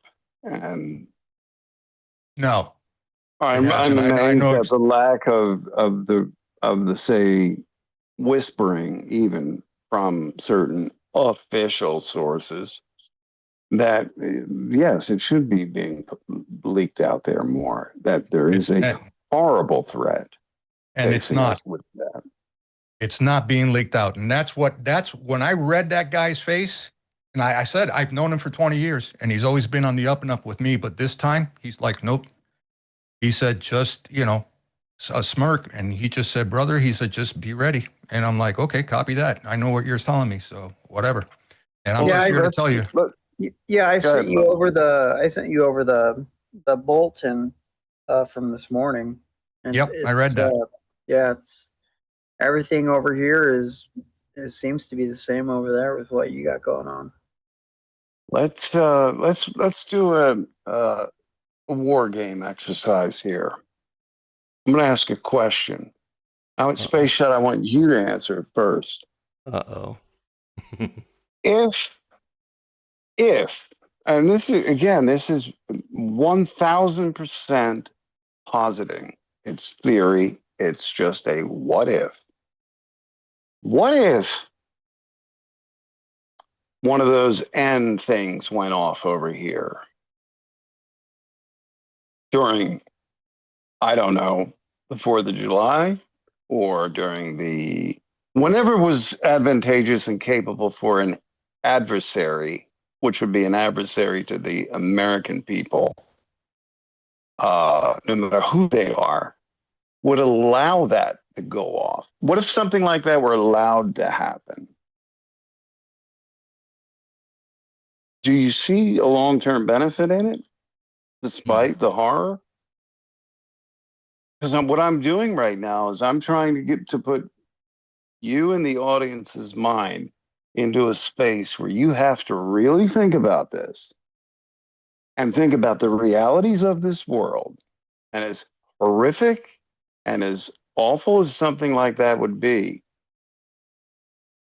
what if it were allowed to happen? Because the buildings were damn well allowed to happen. We know that.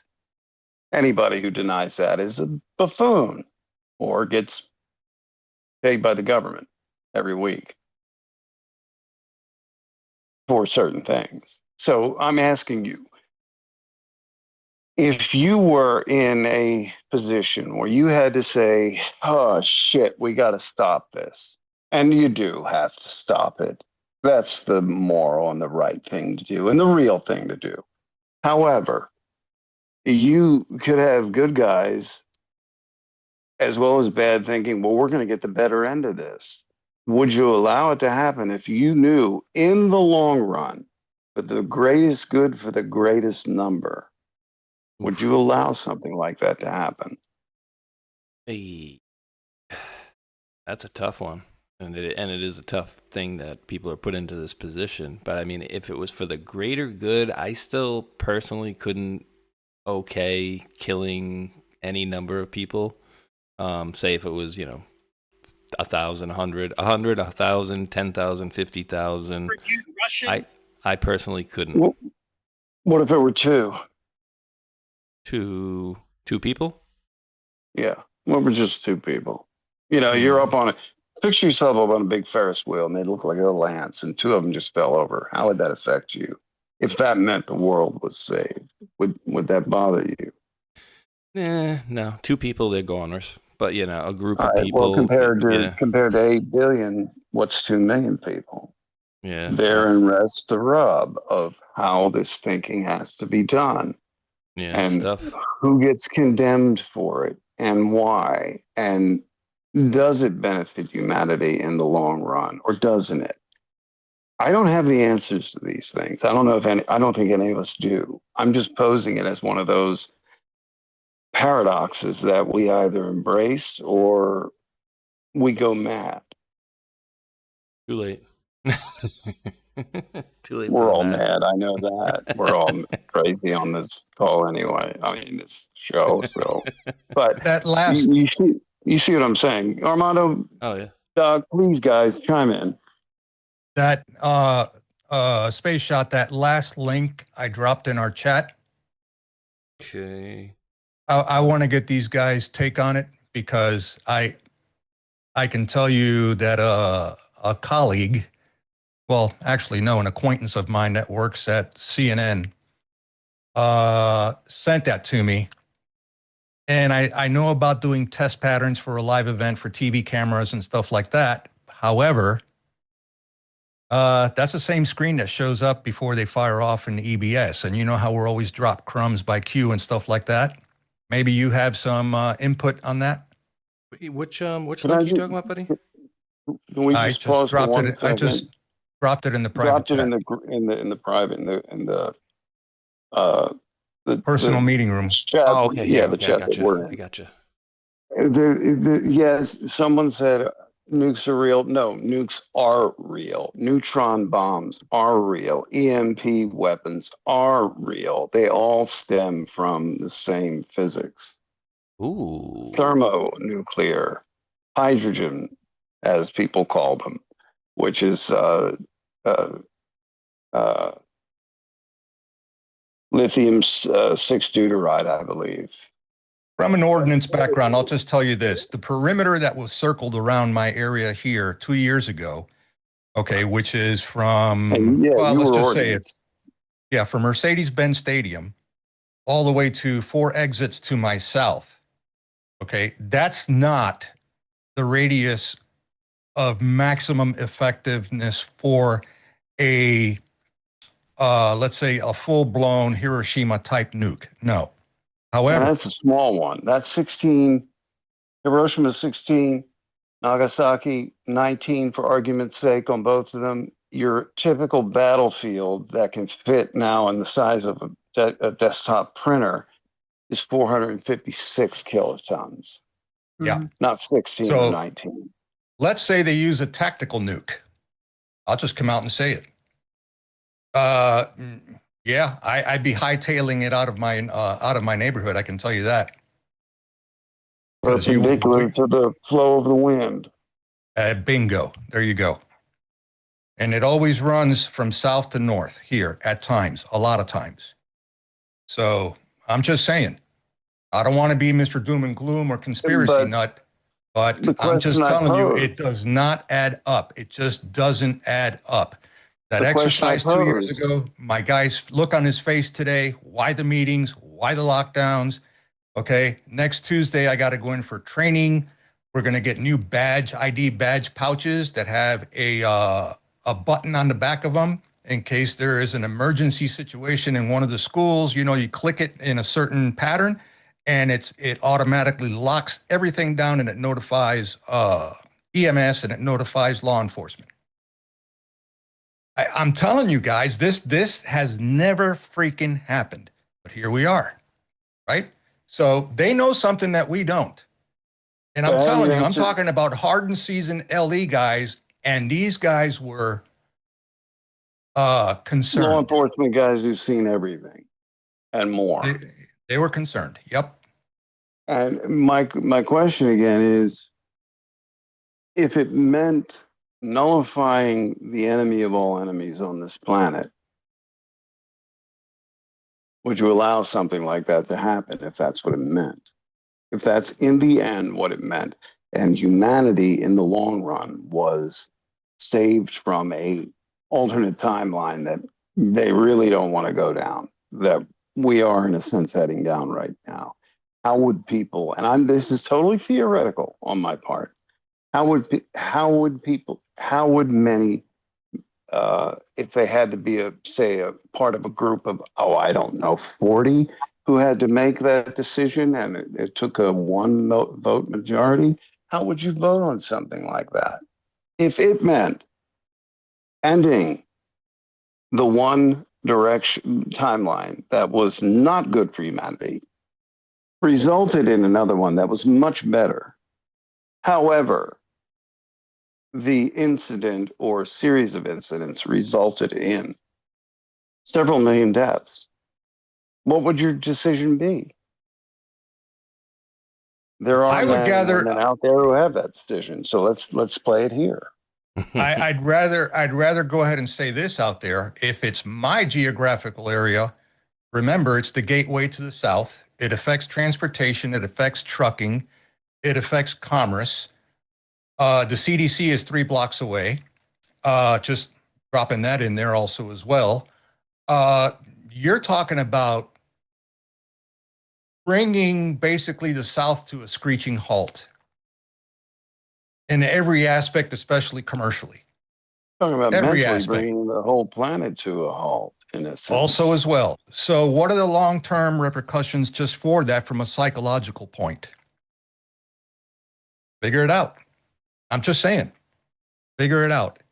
Especially with this Ebola scare bullshit that we just had. 2 patient zeros are coming here to CDC. Well, okay, that story died off real quick because even the people over there in Africa are starting to figure out that this was all bullshit. But we're still in that 8-week gestation period of the Andes Hanta variant. Yeah. So we're still in it. We're still in an unknown zone, but that unknown zone was put out there for a reason. No-go zone. It wasn't for shits and giggles. But, it wasn't somebody going, let's have a little fun while we're doing this. Why don't we? Fuck you. My right honorable friend from across the aisle, but of course you. Hey guys, if you guys need to hit the bathroom or get a drink or something, I'm gonna run one of these little Rumble commercials quick. I know you have to. That's why. So go ahead. Well, no, I gotta run one of these. I just peed a little while ago when you guys. I kept you going. Don't have to tell me twice. Yeah. And that jug with the funnel you got. That's a good setup. What are you the talking audience should know about. I'm just kidding. I don't know what you're talking about. I got my pecan. Dude, do you remember that? You remember pecans from back in the day from like camping? My grandmother used to take us camping back in the days, the 60s and 70s, and I'm like, not the 60s and 70s, 70s and 80s, and she always had a pecan. She had a pecan. That's one unfond memory I had there. But all right, I'm talking about nuts. Yeah, the craziness. Well, all if right. you want something better than a pecan, there's something called a wag bag. They come in pretty. They come in pretty handy. That for the military? Is that a made thing, or is that something they provide you with? Well, they provide you with it. But yeah, if you got to go number 1 or number 2, it comes in handy. A wag bag. All right. All right, guys. Like I said, I'm going to mute you guys just for 1 second. I'll be right back. I'll be right back with you guys. This is hilarious. And then I think what Armando pulled up is going to be very interesting, having to do with that that picture you guys saw on the White House with the UFC. Something very interesting there. But before you run, somebody says fear. Nobody's okay, fear. Ladies and gentlemen. We hear a lot about crypto, but here's the part most people miss. Crypto was created so you could actually own and control your own money. After the 2008 financial crisis, Bitcoin was designed... Oh, hold on. Here we go. Bitcoin was designed as an alternative to banks. So instead of a bank holding your money, delaying transfers, or limiting access, you're the one that's in control. And if you ever had to wait for a transfer to clear, you felt that problem. Now fast forward to today. Everyone's heard of crypto, but getting started still feels complicated. That's exactly why I use Rumble Wallet. It takes all that complexity and makes it simple. Choose what you want: Bitcoin, dollar-backed stablecoins, or even digital gold backed by real gold. No complicated setup. It connects with MoonPay, so you can use your credit card, debit card, or bank and be up and running in minutes. And once you're set up, you can even support your favorite Rumble creators like me directly. So do this now. Scan the QR code or click the link in the description box and download Rumble Wallet. From there, you can set up your wallet, tap buy, and you're in the game. And in just a few minutes, you can go from hearing about crypto to actually owning some. Booms. All right, so that one's out of the way, and I just had a couple of people to thank really quickly here, if I might. And I don't know, I went back in the chat to try to look to see what this was as far as the comment, what it was going to, but Fat Kitchen with a PH, P-H-A-T Kitchen, dropped a $5 Rumble rant, and it says, "To shitting the bed," 2 exclamation points, and then "I'm ready to get to the other side of this sham." And I was looking for clarity in the chat, but I couldn't find any. Fat Kitchen didn't respond to that one, but thank you there. Randall S. Crow on YouTube dropped the $5 super chat. Says, "Thank you, Spaceshot, for the shot in the arm for the, quote, quiet before the storm." He says, "A review from y'all, por favor." So I know one of my buddies, Original Clagster, actually got that book as well. But that was apparently one of our viewers, guys. Randall S. Crow is quite the prolific. He's a writer and he does music as well. I saw a couple clips there on YouTube as well. So he's got a book that he was a firefighter, I guess. He had a book with a bunch of all the older pictures in there. But it's called A Quiet Before the Storm. Pretty interesting. And then thank you, Belushi, for rating the stream over here, my man. And then MP is now a monthly supporter over on Rumble, so we do appreciate that as well. Okay, now where we left off there, Armando, is you pulled in this image that I'm going to show to the folks right here. Bing! And that is very, very interesting, or interesting, as we say in the business. So I'm going to remove this little thing I got so the folks can see the very bottom of the image, because Florentine Patriotic Q wrote on Sunday, June 14th, 2026, on the birthday, 80, of U.S. President Donald Trump, a UFC event will be held at the White House. If you look closely at the screen behind the stage, you can clearly see the colors of the Emergency Broadcast System, also known as the EBS, guys. So yeah, that's interesting, right? Are you sure they're not doing that for Pride Month? No. And let me just interject. Again, my acquaintance over at CNN told me, because he works in programming. Okay, yep. Since this is going to be a live event, they put those panels up whenever you're going to do a live event for camera tuning and stuff like that, and for programming. However, isn't it ironic that they just happen to match? Because a certain great leader of ours is always dropping breadcrumbs somewhere. So is he telecasting something here? I don't know. They've done it before, right? Green lights, show up in places, which is go signs, just like at Cape Verde, which, by the way, our first FIFA match here where I'm at is none other than Spain versus Cape Verde. Interesting. Yeah, Cape Verde. That's where the cruise ship with the bug landed at. Okay, you know how many people from Cape Verde are going to be here coming to this event? I don't know. Sounds kind of creepy. It'll be 5 weeks post-exposure, not 6 to 8, which is, again, the one claim gestation period. And this happens Monday the 6th at noontime. There was someone in there that said, fear, I'm out of here. Well, I'm sorry that individual felt they had to go. I am not. if I wanted to raise fear porn, I could phrase everything I've been saying totally No, this differently is and add not a whole fear. bunch to it. This is It's not not fear at fear. all. It's awareness. It's awareness. Okay. It's Right. awareness. That's all And it is again, awareness. Fear porn. What? Jesus Christ. Where people find fear within themselves, that's at your personal level of what instills that within you. But understand one thing about fear. Fear, and I hate to go back to Roosevelt's, but he said it as eloquently as the English language can put it. The only thing we have to fear is fear itself. Well, there's not even the fear of fear. This is real. There are people who live every day, wake up every day, and deal with this subject matter all day long, have to look, have to sift, have to see what the systems have thrown them for human interface. This is not fear porn. This is reality. And this is what's creeping up on the planet very rapidly. Reality. Yep. And the way things have been done since the beginning and is now in a transition period. So yes, horrible things can and will happen. They already have. If 9/11 wasn't horrible to many people that day, well, I don't know if you're human or not. But the bottom line is what I'm saying is this is not about fear. This is about what your reflection in that mirror again tells you is where your fear begins. And I'll give you a little golden key to the salvation of humanity. Never feeling fear. Because you get to a point to where you realize fear.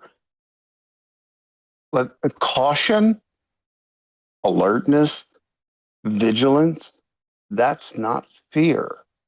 It is for Two some different people. things.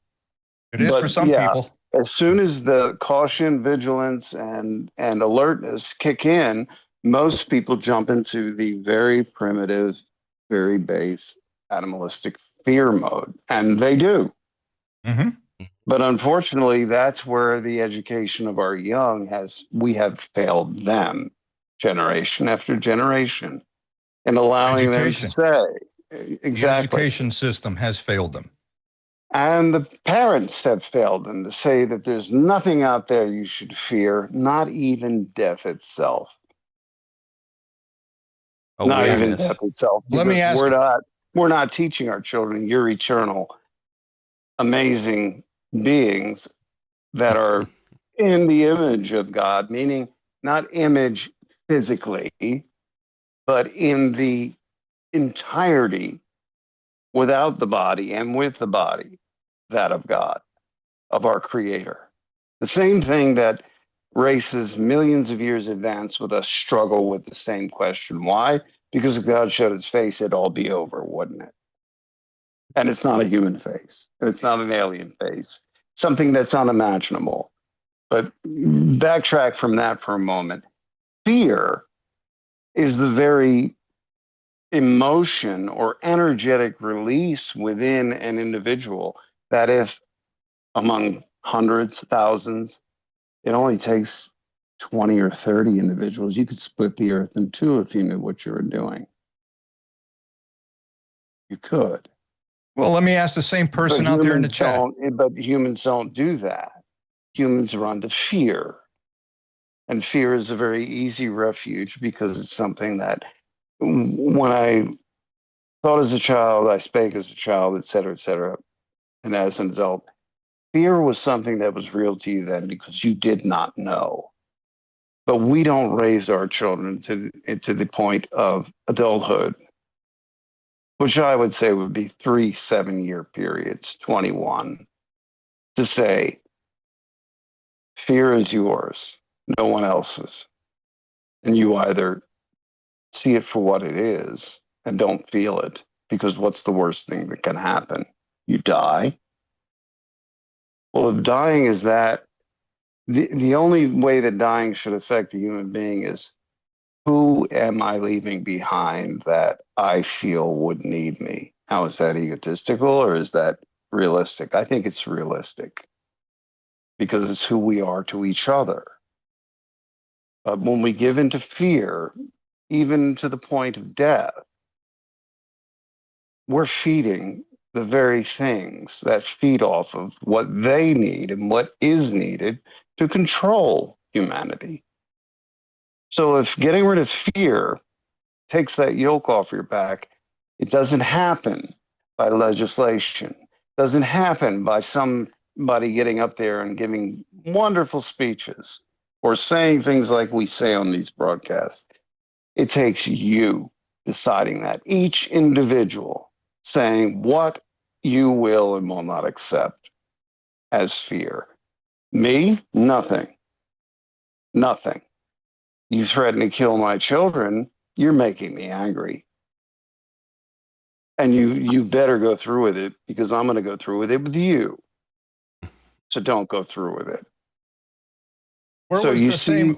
this is where the character, the trope that's been demeaned, like and I don't mean to run on tonight, guys, I really don't, but this is important. The trope that, like the Clint Eastwood characters he's typically played, where it's basically, no, this shit's got to stop and he's going to be the one to do it.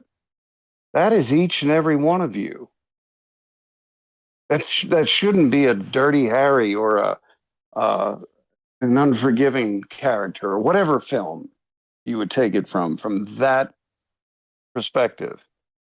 That shouldn't be just one man or one woman. It should be everyone. And if we reach that point collectively, all of the control mechanisms that have been responsible for so much degradation, depression, and death ceases to have power. It is as simple as that. The question is, do you seek it in groups or do you seek it individually? If you seek it individually, then you're beginning and ending with all you ever really had. That's where you need to do it. So I'm not spreading fear porn, and nobody on this broadcast is spreading fear porn. We are positing real world reality questions that the news never wanted you to posit or consider, that you were just as much a part of as anyone else. Because you are. You make up the target of what all of that is targeted to. You are the target. Refuse to be the target and refuse to lend your mind to anything that is not of the grace of God. And If say on that, where was the same type of fear? I gotta get out of here when COVID hit Seattle for the very first time. You didn't hear of this. Where was the panic and the fear then? No, it happened after that. Fear became reality. Became reality, and then everybody went into retard mode. Right? Oh my God, we're all gonna fucking die. Put on your mask. I'm sorry. And here's another tidbit, and I'll stop.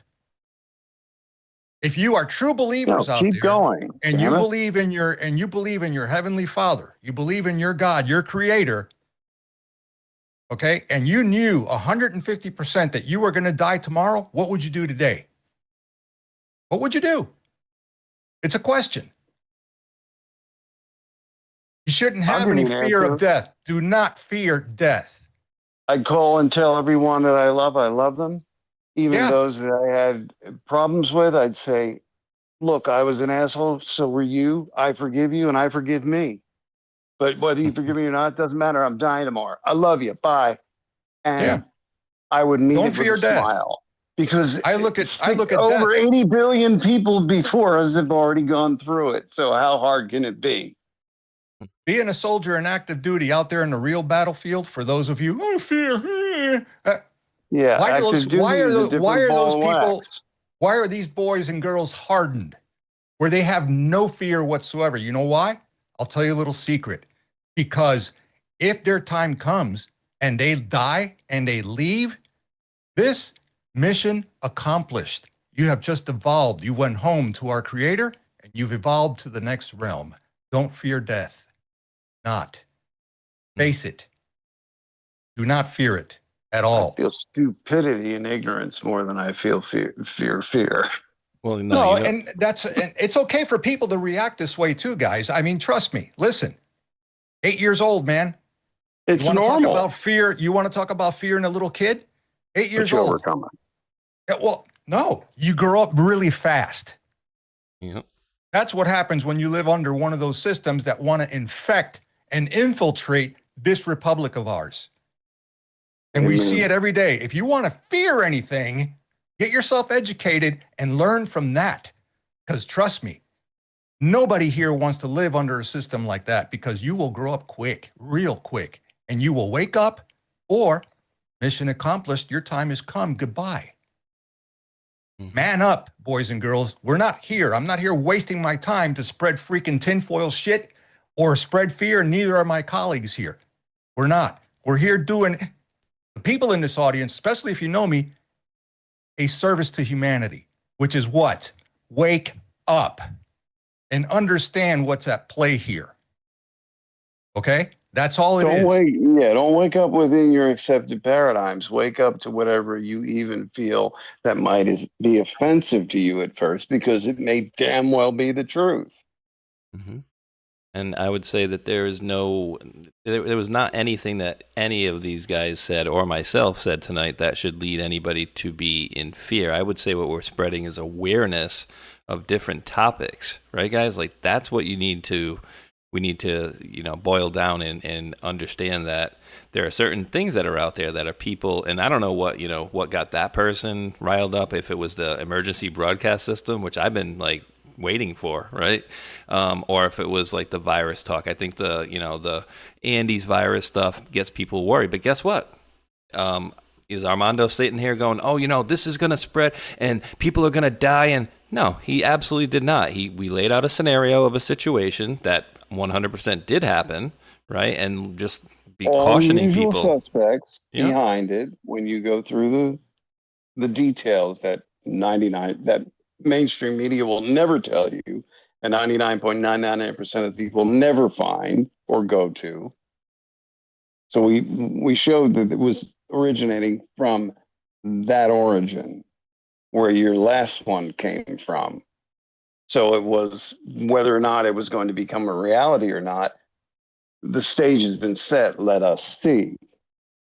Yep. But could I have slept saying, well, gee, all four of us were on and we didn't talk about this because it might make people afraid? Oh, that's not happening. No. And you guys put it right. You guys said it all. Well, too, what that is as well, Ghost, there are people that may watch a video and say, oh my God, that scares me or whatever. I don't like this fear porn stuff. I'm out of here. And they leave.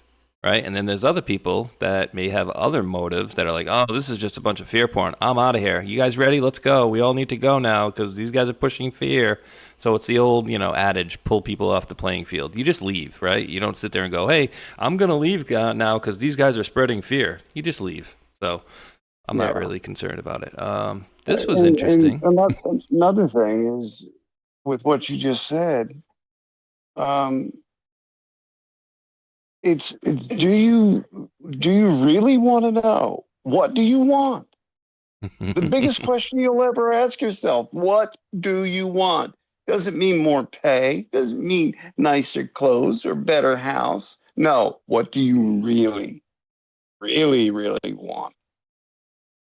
When you start answering that question, and then the higher questions, it begins, and only the individual can do that. Then you find that fear is just a real fucking waste of energy and time. Nothing is to fear. Nothing. Again, 80 billion have lived and died before everyone who's alive right now. Minimum 80 billion. Don't think it's that difficult a thing. And that's not what we're talking about, just going, oh, being cavalier with death. It's not that. It's putting death in its rightful position in your existence. And that it shouldn't be the biggest fear. It's the biggest not want. I can tell you that when you love your wife and you love your children and you love your home, your community, you appreciate the perfect imperfection of it all, and you appreciate your country because of what it means, among many others, because we're not ready to go to a globalist paradigm anytime soon. Or ever. We should be, but we're not. And I don't mean globalist negatively. I mean globalist in humanity's evolution to it. That will come eventually, because we're going to find out a whole lot of things very quickly. Again, that's part of this. I think these discussions have been what's been unconsciously and consciously, but subconsciously in the background of it all. The rapid, massive change. I'm not talking about, driverless cars. Picture a life with driverless cars, robots that do most everything. How the hell do you get to that point? With and the fast least too. damage. Yeah, and very rapidly. We're not talking 20 years. We're talking 3, 5, 7, 9, 10, 11, 12-year periods from now. We're talking for massive change. Look at it. Look at what it was 3 years ago compared to now. We were all being told this farting, demented boondoggle of a human being, a liar from day one, and then his replacement with a mask carrying it on was normal. But most failed that test. That's all I'm going to say about that.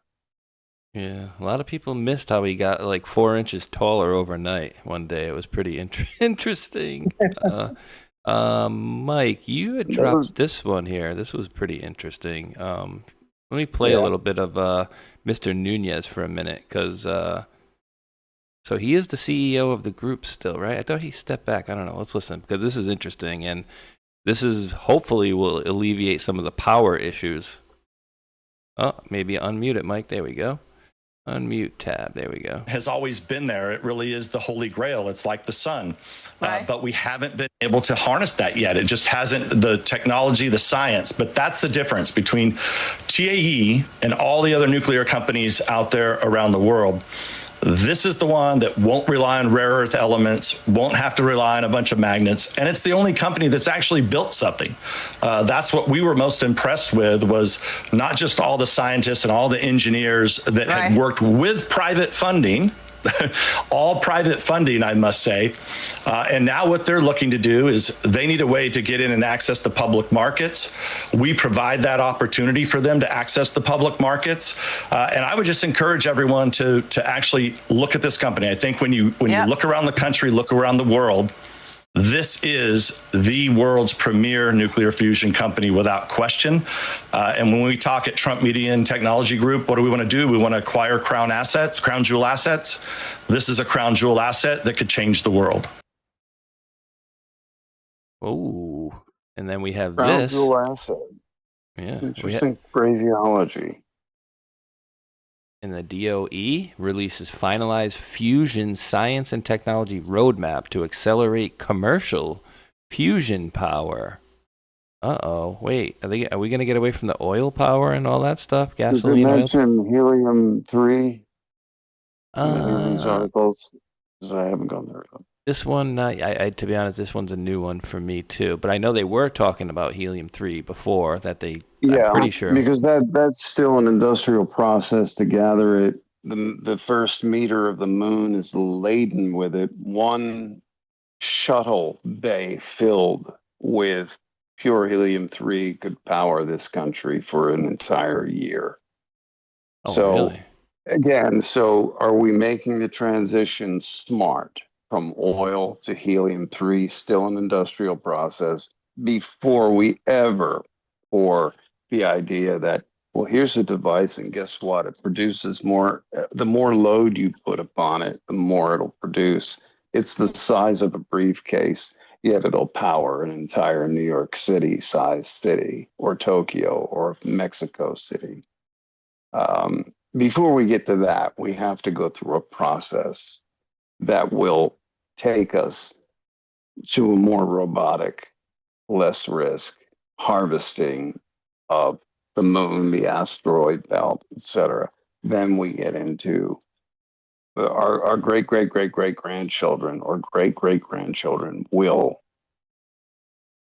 understand the and whether it takes that long or not, because of AI solutions will come in every form imaginable. So, okay, how do we do this AI and not let it destroy a sixth or an eighth or a third of humanity? Those answers will actually be there. That's the hardest thing for humanity to admit right now. And how do we do it? Again, the greatest good for the greatest number, the greatest good. Triage, essentially. How do we do that? I'll tell you how. I know the answer to that one. All you got to do, and I'm going to talk about this on my, and I'm not plugging myself, it's on my Thursday's drop here on Rumble. The 7 previous human civilizations that have disappeared since the beginning of time. This is coming out of the Ethiopian Bible, okay? Especially the Book of Enoch. 7 civilizations gone. They all prospered. They all excelled in their chosen path, okay? And it was that success that became their demise. I'm just giving you breadcrumbs here, right? They all forgot one thing. They wanted to be God. Correct. Good point. I don't think we do. We are in the 8th one right now. No, but hear me. We are in the 8th one right now. And according to scripture that was written thousands of years ago, okay, that's where we're at.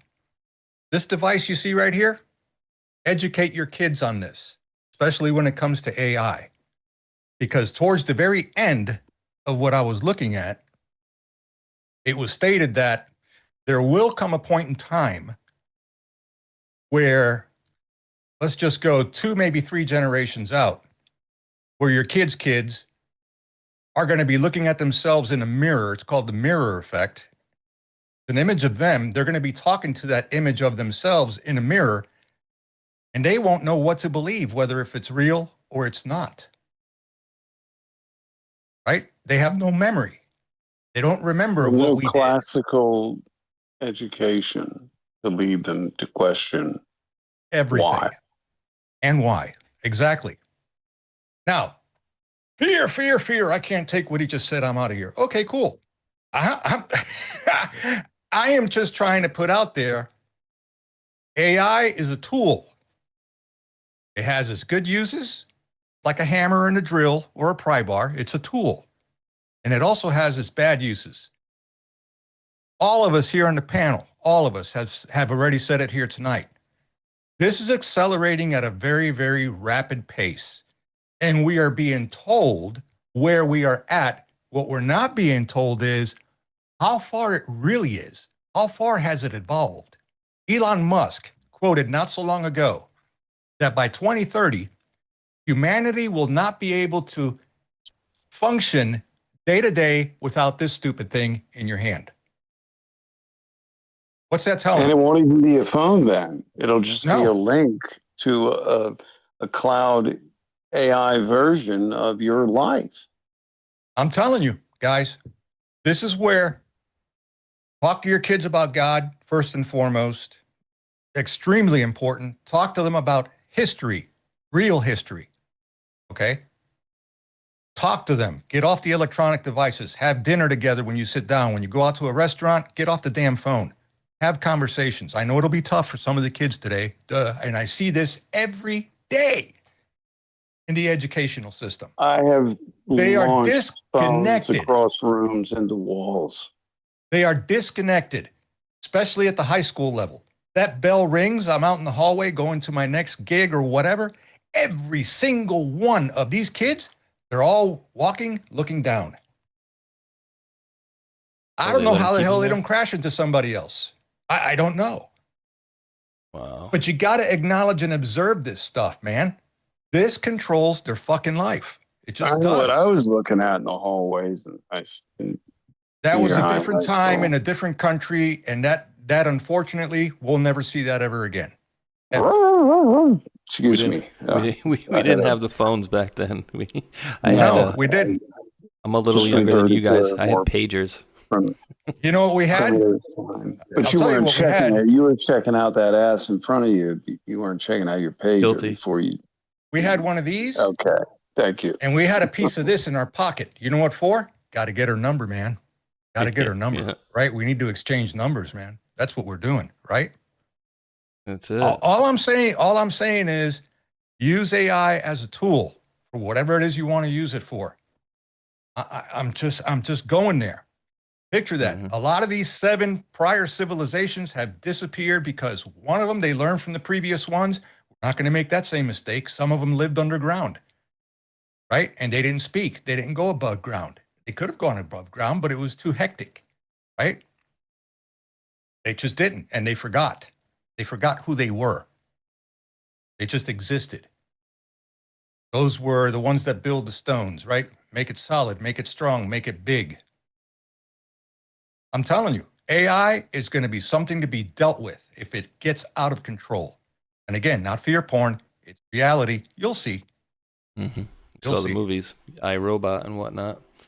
Now, guys, let me know if you don't want to touch on this subject too much, but let me say one thing real quick. Go ahead, buddy. You got one individual in the chat. I like them. I never saw them before, but Mr. Anderson lives. Yes, he does. They've been making some.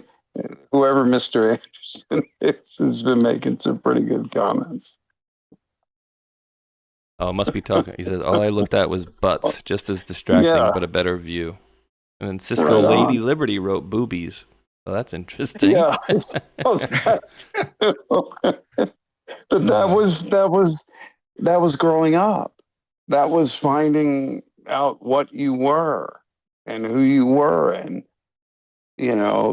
growing into adulthood, into sexuality, all of that. And it's like this device, I'm truly, and I don't want to see the younger generations praise people like us as, oh, you're Xers, or worse yet, which we're none of us are, boomers. I'm sorry, I gotta agree with them on boomers too. No, not really. It's just a joke, but it's you look at that and you say, even then, when we were stuck on those things, where were the men and the women in our lives saying, yeah, that's all well and good, but that fades in 20 years, and 20 years will pass before you fucking know it. And very few were saying that even in our day. And that's why I know to my kids and others, I'm a throwback to the 1800s when I say no. Yeah, that's all well and good, but if you're going to get married, and I'm just using this as an example, you're going to get married, you better make sure there's a higher apparatus at work with all of that, because all of this will fade. All of the illusions that were fed, the latest fashions, the idea of remaining young, such stupid things, all of these stupid things that were fed because it was easy to make money off of you doing that with fashion or status symbols or trophy that a wife or a man, whatever you are, or whatever you do. Okay. All of that was fed in, that was that was the, if you watch the series, and I never really watched but 2 or 3 out of the entire time it was on, Mad Men, I knew what it was about. I knew the time period. Yeah, they were trying to get you to buy something you didn't need, like Bezmenov was saying. With money that you don't have to impress people you don't even like. You don't even like or know or care, or would even care to know if you did know them, because that's just not your tribe or your people, whatever it might be. But the fact remains, human beings are being fed off through commerce. Commerce is your biggest weapon to fight all of this. You want to keep AI in check, make sure you utilize the aspect of commerce. No other tool is more effective. Because if there is no money for a USAP that's going to create something that's going to control the minds of everyone on the planet forever, then there's no money for it. That's the point I'm making. So we don't have control over what other adults in DC do with digits. I like the onomatopoeia there. That was interesting. Because the dumbasses don't ever decide. I'm doing it again. What is right or none of that matters to them. So again, it comes down to every individual and the power that you have in your own existence to combat all this. Not to combat it, but to keep it in a collective, let's say, range of sanity. Too much to the lower frequency, we don't want. Too much to the higher frequency, we don't want. Let's accept, and that comes down, again, I'm making the point ad nauseum, it comes down to each and every one of you and what you decide you will and will not accept regarding, and you may be behind the 8 ball saying, well, my kids just bury their faces in devices and I don't have control over my finances and I only make so much. No. You do have a point of origin for control that will lead you to control all of it eventually. And that's in the time you decide, you allot. But running away saying that this is fear porn, or running away saying, I can't do this, neither one of those is a viable excuse. I can't do this, or I'm afraid. Neither one of them is viable. They're designed to keep you exactly where you should be going. And many more blockages like that. Okay, I'm stepping off the soapbox again. I turned a bad attitude into a sermon tonight. I'm sorry, guys. I didn't mean to hog the airwaves. Well, did you guys know that they're going to be doing disclosure, or should I say rather, disclosure is upon us already? Dun dun dun dun dun dun dun dun dun dun dun dun dun. Let's listen to this schmuck for a minute and a half. Let's see what we got here. Ready? Let's see how much we can laugh through this one. Hey, Mike, mute. I always do this so they don't start playing and talking and over-talking one of you guys here, but here we go. Reporting by witnesses of entities of non-human sentient beings connected to the craft. Don't take it from me. Some of these reports come directly out of the United States Air Force's own files. Don't take it from me. Fact, my CIA scientists paycheck. who coined the phrase close encounters of the third kind investigated cases for the United States Air Force from 1947 to 1969. Dr. J. Allen Hynek. According to Project Hynek, Blue Book, yes. it was cases like those that the United States Air Force desperately tried to keep secret. Because it's one thing to try and confuse the public with weather balloons and swamp gas, and another entirely different when dealing with credible reports of non-human beings on the ground. I personally investigated one such case for over 16 years. The case occurred in Virginia, Brazil in 1996. Right? and involves dozens of first-hand reports of UAP and direct contact with living, intelligent, non-human beings who, according to multiple Brazilian witnesses, were flown out of Brazil to the United States in January of 1996. Wait, True. they had to fly them because they didn't have Yeah. their Well, we equipment? That is did true. the test on them, so we should That have is been. true. They weren't grays, but they were very small. They looked similar to them, but that is true. Mhm. Really? Yeah, Yes. debriefings. Oh, it was Oh, a shit. big event down there, and it would have been big anywhere, and it should have been big in media. But of course, that was somebody else.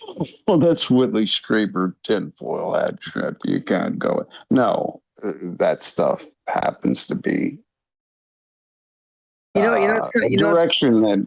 And Mike, if you want Yeah. to comment on this, I would love for you to, because Yeah, I know what I would say, but. Probably the same thing and all that, but how we've done a lot of that,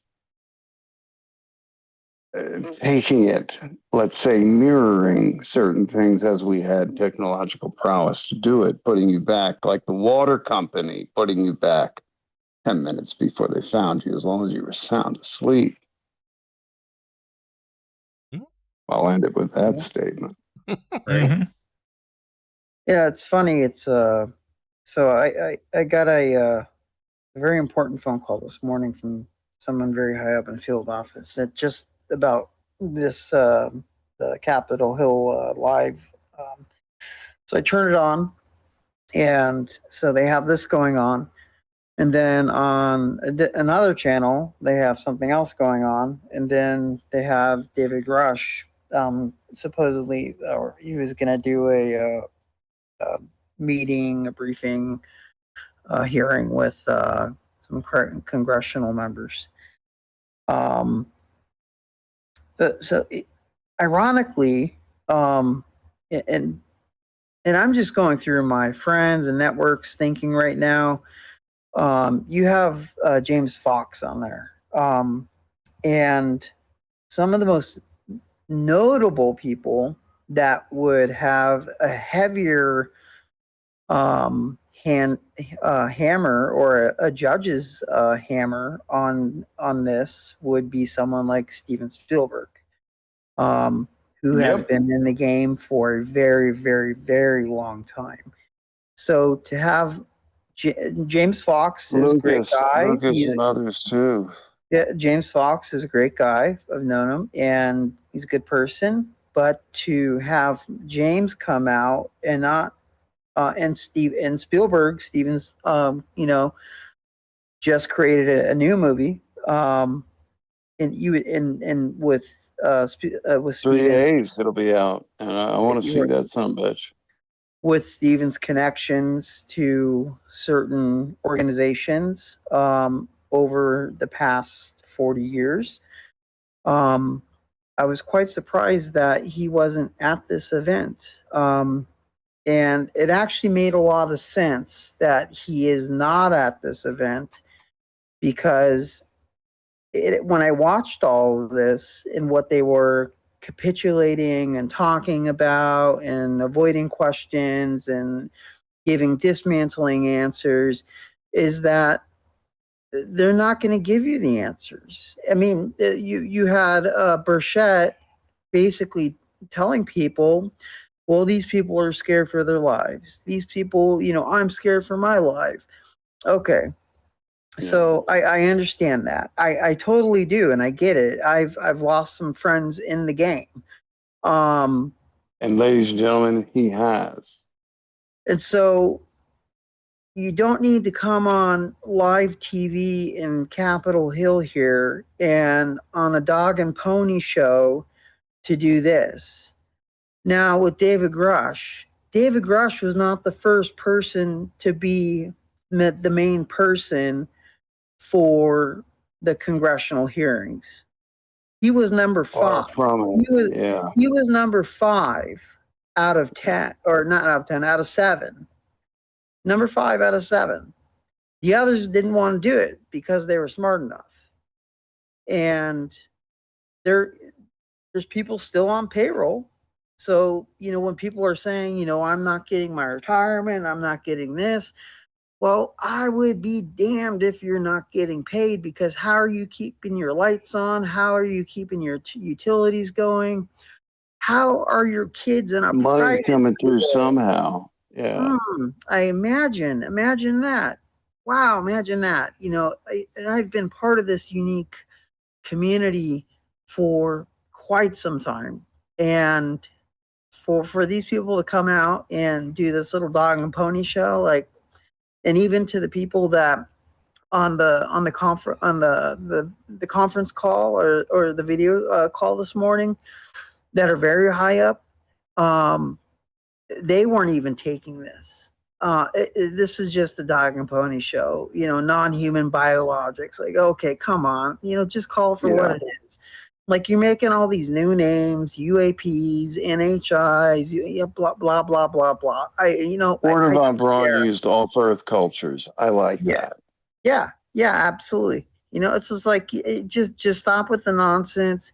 And if I were to make a phone call to Nick Shirley and talk about fraud, waste, and abuse, he would have a field day in this, because Nick Shirley or Elon Musk is, his little whistleblower, or his, not little, but his whistleblower people, if they had the authorization to go in and talk about fraud, waste, and abuse and go find it, you know how much money they would uncover, and you know how many people behind it, and people that were voted into political seats that, they say they don't know about it, but they know about it. You would be surprised. So this is just this is just a dog and pony show, just to put it on. Mike, I'm going to tell them the one thing when you're done. I'm going to tell them the one thing that people need to know that would short circuit all that nonsense, and it needs to be done. This is, and we talk about the more transparency, right? Well, how much more transparency do you want? All you got to do is walk outside, look up into the sky, and just bingo. Look. That's all you got to do. And what do you want? Yeah. Ask. We've been talking about consciousness. We've been talking about how to use how consciousness, remote viewing, all sorts of things on, this panel here. Mike, you and I have been hinting at this, and Armando too, for how long? If you put those years, it's not take me to your leader. It's take me to you. And that can be anyone in this audience and anyone in this audience. 6 degrees of separation, you've got the whole planet covered. It's up to you, not them. They're trying to control something they don't even fully understand by far. A lot of the science, really fucking interesting and really far out there and really cool physics shit. But you don't need to know that. No one needs to know that yet. What they need to know is that you have the power to walk outside and make the contact if you want. Okay. They're disarming you with this horse shit. You guys agree with me or disagree with me? They're disarming people by the casting of spells right now with what they're saying to say, you can't do this because you're just a little housewife, or your husband left you, or your wife left you and you're stuck with a... No. You can. That's what they don't want you knowing. And when you do it, the whole fucking game comes down. Oops, I said it. Is it what I'm showing on the screen right here, guys? Man summons UFO orb on live with prayer. Oh, that was true. That really happened. Sorry, that really did happen. All right, hold on. I got Armando, a better one. Go for it, brother. Let me debunk this. So, Ghost and Doc and myself had a just whatever chit chat with the boys night. I was having my 2 fingers of my favorite beverage, puffing on a Cuban out on the deck. 4 fingers. Stop lying. Okay, vertical. How about 2 fingers vertical? All right, here we go. Anyway, so I'm out on the deck, and we're talking about this very subject. Okay. And this thing keeps popping out over my tree line. Okay. What was the discussion? Talk to it. Ask it to reveal itself from a conscious level. I did that. Here's the picture.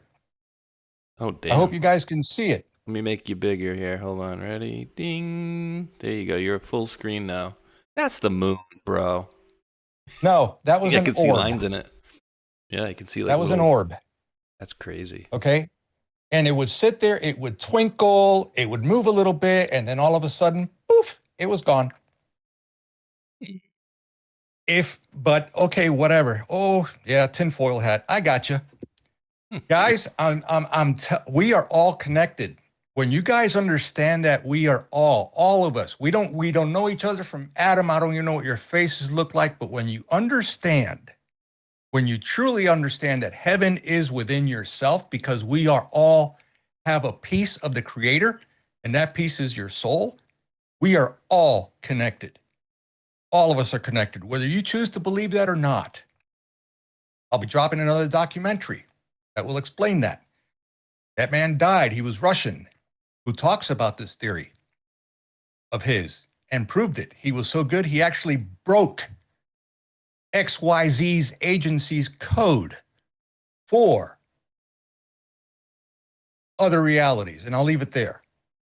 He died very young, too. I wonder why. He just disappeared. Had a heart attack at 40. But you guys have to reach within inside yourselves. As Ghost mentioned earlier, you have to look inside first. Make peace with your Creator. Make peace with God. Because you are a part of Him.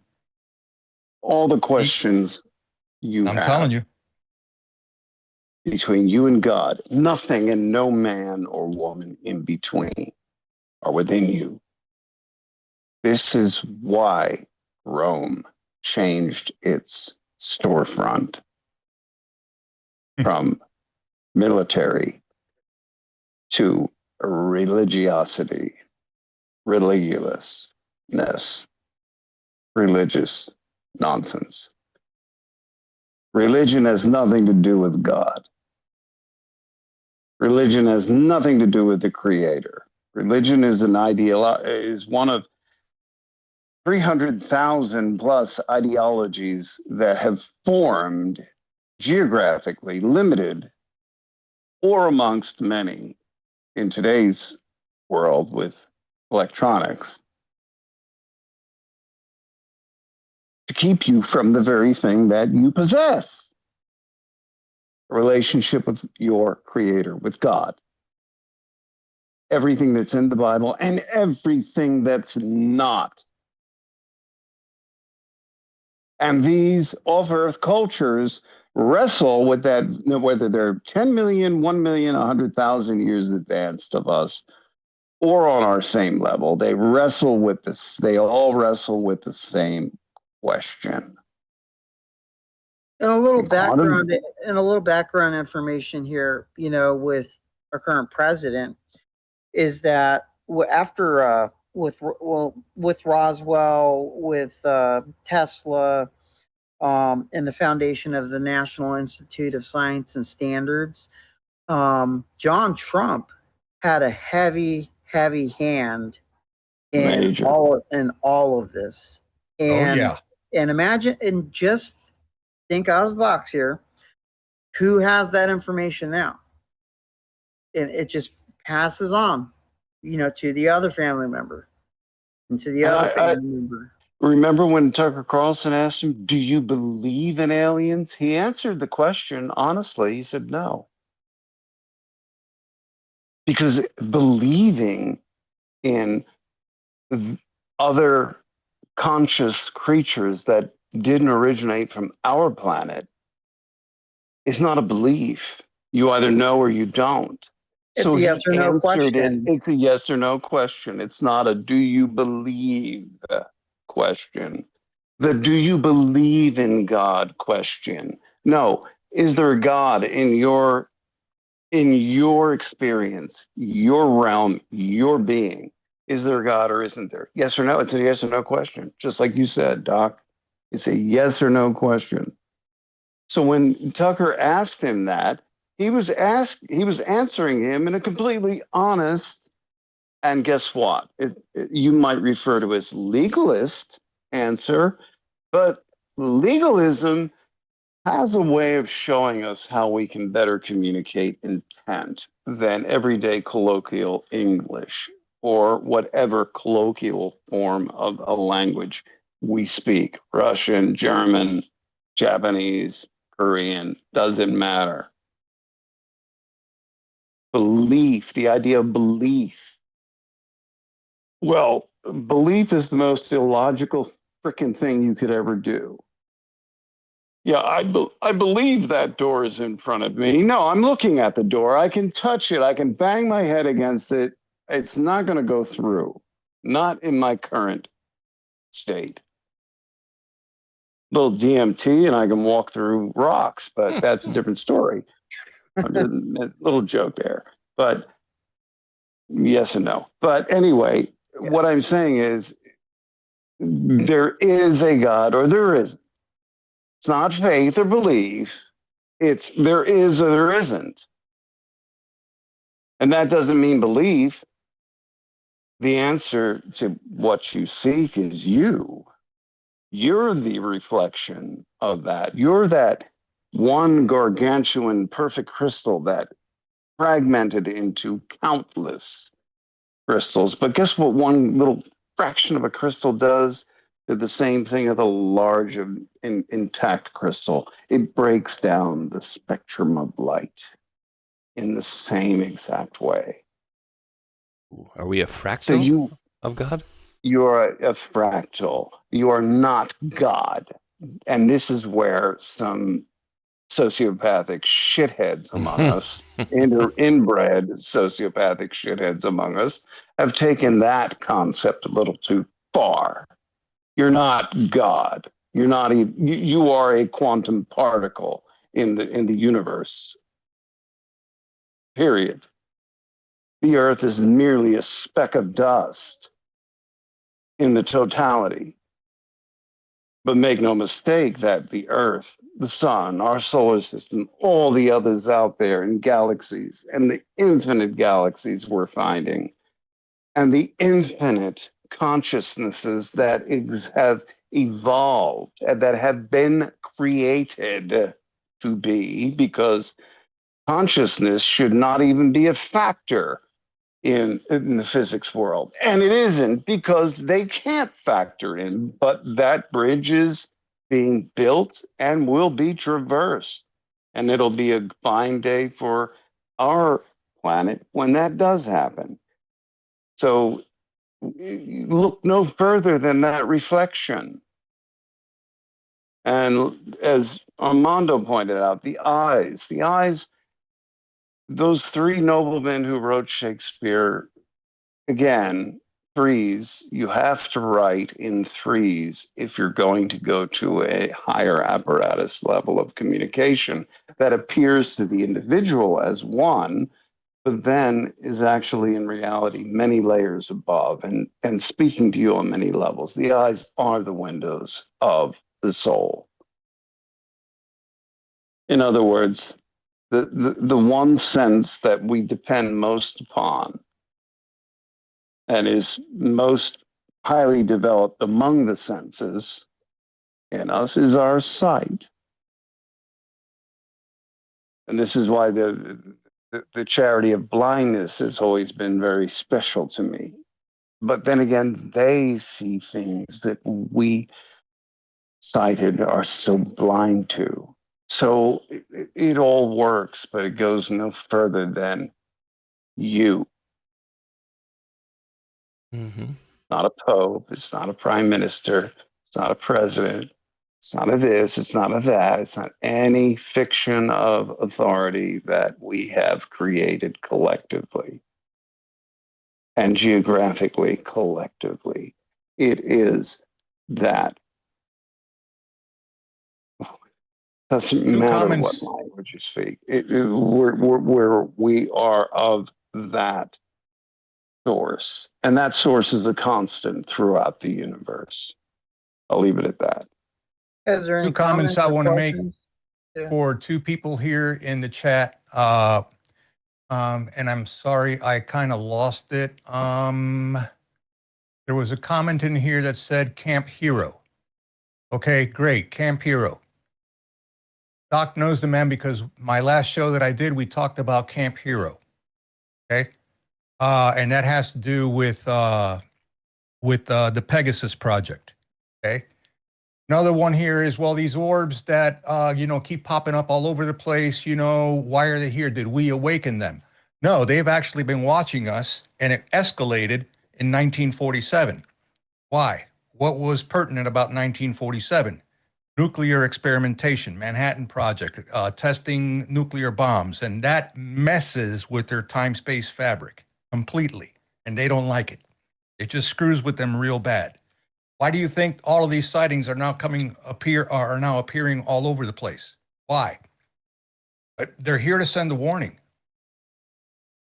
They're trying to keep us from self-destructing, in my opinion. Okay, I could be wrong. Okay, they're trying to get us to another state of evolvement. Okay, to get in contact with our inner selves, our consciousness, and stuff like that, to be able to understand. Okay, to be able to understand, because we were created with violence. That was introduced. We were introduced to weapons. We were introduced to violence. We were introduced to wars. I'm talking about thousands of years ago. Well, who introduced us to that? Let that one sink in, right? And paranoia and distrust and the negative upon meeting another as opposed to the positive. And I'll tell you looking at something else. Malachi 3:3, he will sit as the refiner and purifier of silver. In another phrase, if it is not that, then that is an incorrect translation, is I am the purifier of silver. God saying that, meaning the longer that silver you sits in the heat and the flame of fire, the purer it becomes. I didn't mean to take you off. No, you're but good. that struck me right there on the screen, Armando.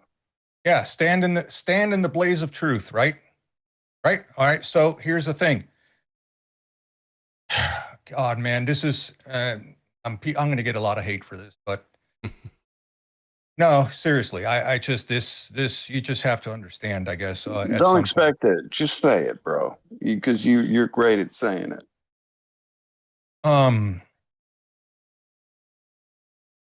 Man, when you connect on that level, okay, and you can actually reach your, and I'm going to screw this up, your higher self, your higher self, okay, you'll begin to understand.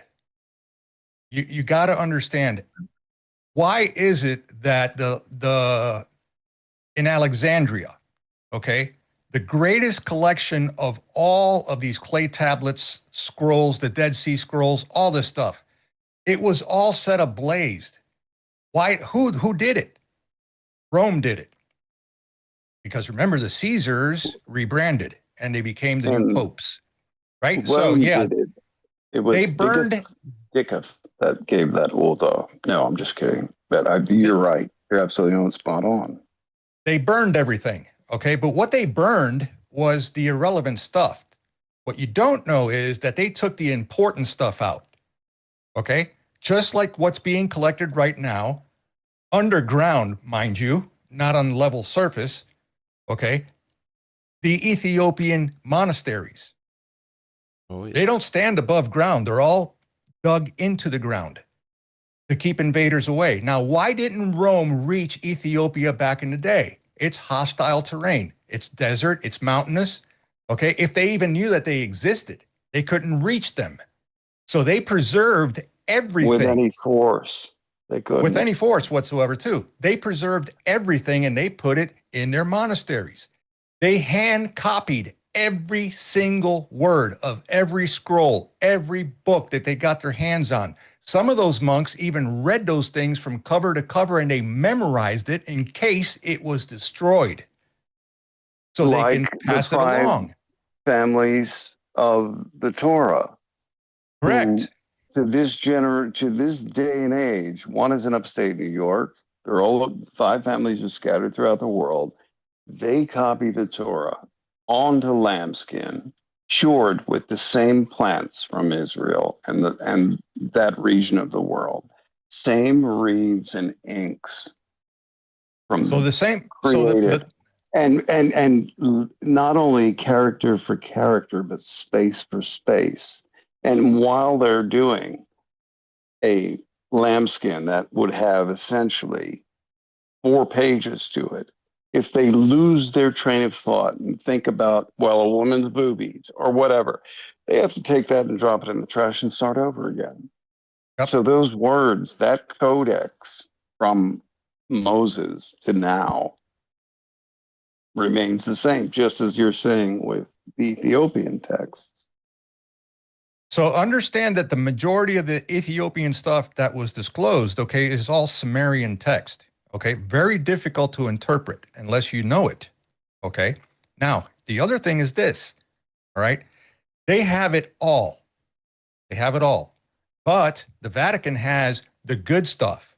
Enoch, all the books that they don't talk about that they took out of the Bible, and then they took it out for a reason. And where is it? Yeah.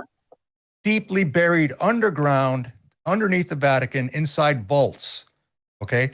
You are not allowed to go in there. You're not allowed to have access. There are only a hand-selected few, okay, scholars or journalists that are allowed to go in there, okay? And they're limited to escort, where they can go and what they can view based on Correct. what they applied for.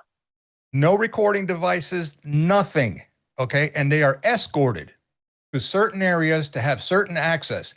There are scrolls, Dead Sea Scrolls, and there are scrolls that the Vatican possesses right now that has to deal with off-world stuff, okay, that probably have never been cracked open in thousands of years and read. God knows what's only in there. What's being deciphered from the text from Iran mostly. I mean, Iraq mostly. Now, you may ask From yourself, our time well, there. why are they hiding it? Okay, I'll tell you why they're hiding it. Why is it that they have a department in the Vatican that only deals with off-world things? Why? What are they hiding? It's not about hiding anything. It's about power and control. Maintaining their hegemonic control over your unconscious mind. Correct. The link between the self and the higher self, which is the eternal self, which is the shard of the one true creator. Okay, it is all about power and control. Why?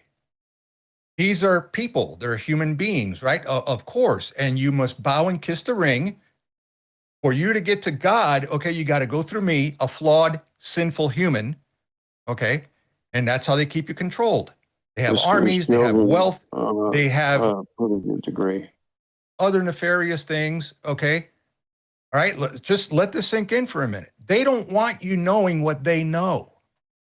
Outside of the Vatican, they have a statue.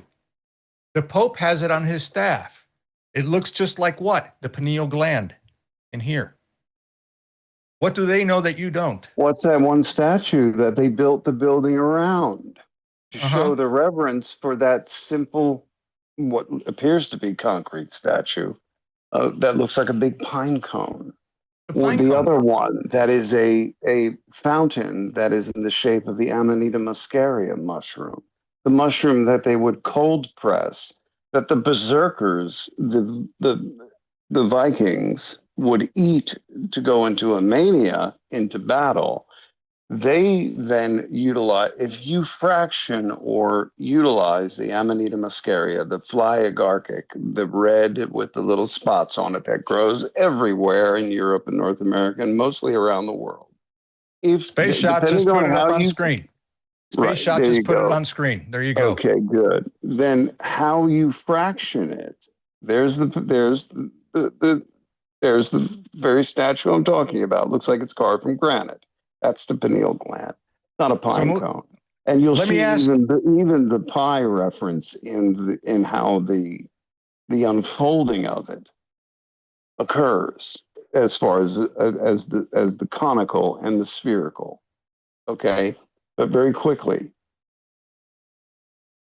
This Okay, so let me ask. Let me the throw this. mixing of the pineal connection was done long ago, and that is the maintenance of all of that. Well, I'll ask you guys this in the chat. All right. So what percent, and you guys can answer this too, right? What percentage of the brain, of our brain, the human brain, do we actually use? Ooh, Any guesses? like 3% or something like that? Okay. 3 to 7? Let's just go with that number. What would we be capable of if we had 100% use of our entire brain? What could we accomplish? What could we do on a spiritual and on a conscious level?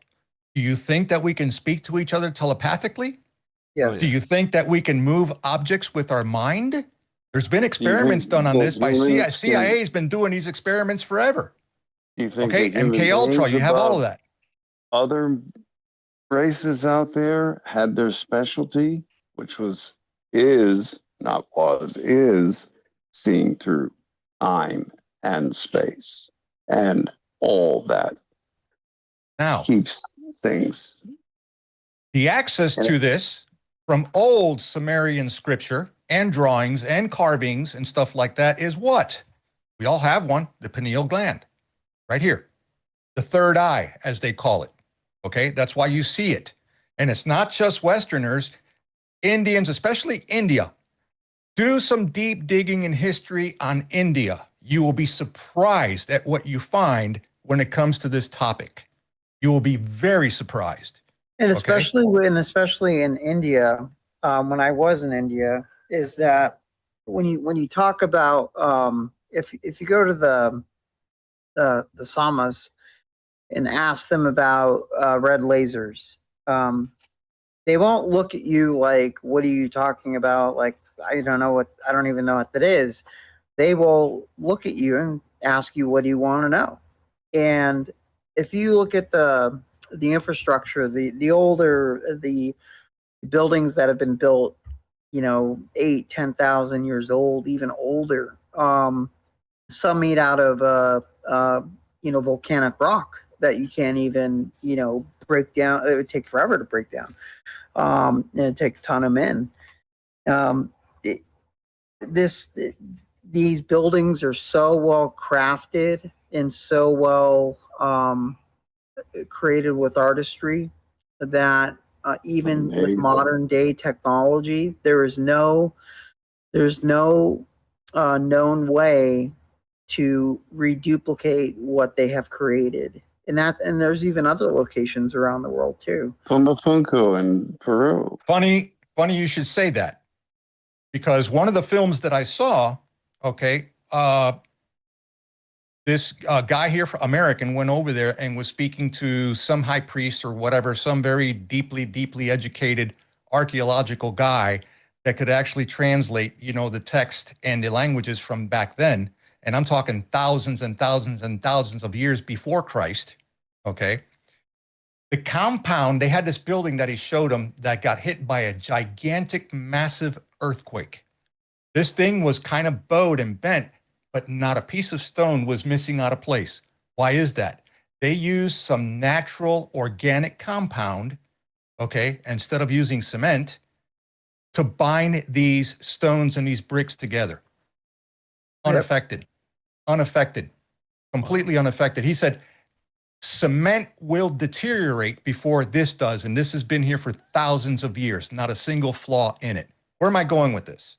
All right. Man, it gets to the point, guys, all I'm telling you is that there is more here to see. So getting back to the Vatican and the scrolls and the books and all that stuff, you can't find it. You don't have access to it. They got a department that deals with off-world stuff. Why? What do they know that we don't? I'll pose this question to you. Why don't we have access, Armando, to the pineal gland? I don't know. Maybe there's something in the air we breathe. Maybe there's something in the water that we drink. Maybe there's something that's in the food that we eat, right? And stuff like that, that is given to us by those in charge that turn that off. that does not allow our brains to evolve and expand to where we need to be. Okay? Not evolve, but meant for connection. And also, and to put my tinfoil hat on here and add, to talk on this is 5G, 6G. What it does, it dumbs down with waves into your brain. It essentially, I'm sorry? It flattens certain brainwave patterns that are normally more vibrant. Correct. And so, and I'm not saying that's that's not the be all end all, right? Yeah, but it's the major effect, and then the rest cascades chemically, I would imagine, from there. Right. It's the collateral damage, but on the inside of it is, there's people and players that take advantage of that. And what Armando's talking about is, especially with the Vatican has its own intelligence service, its own secret service, has everything. I've worked with them. Very sophisticated. It has everything just like we do, has everything just like other countries do. They have a very powerful paramilitary force, just like U.S. Navy SEALs, U.S. Special Forces, Delta Force. They have the same thing that we do. So there's actually been times in operations where there's been units dispatched to operations and gone out to go conduct an operation where they've actually ran into them, and it comes down to to the commanders. Okay, who's going to do the operation? Okay, now putting that aside, now keeping. There's a lot of information. I can go into this for hours and with receipts to back it up. With what they're doing with your congressional UAP hearings,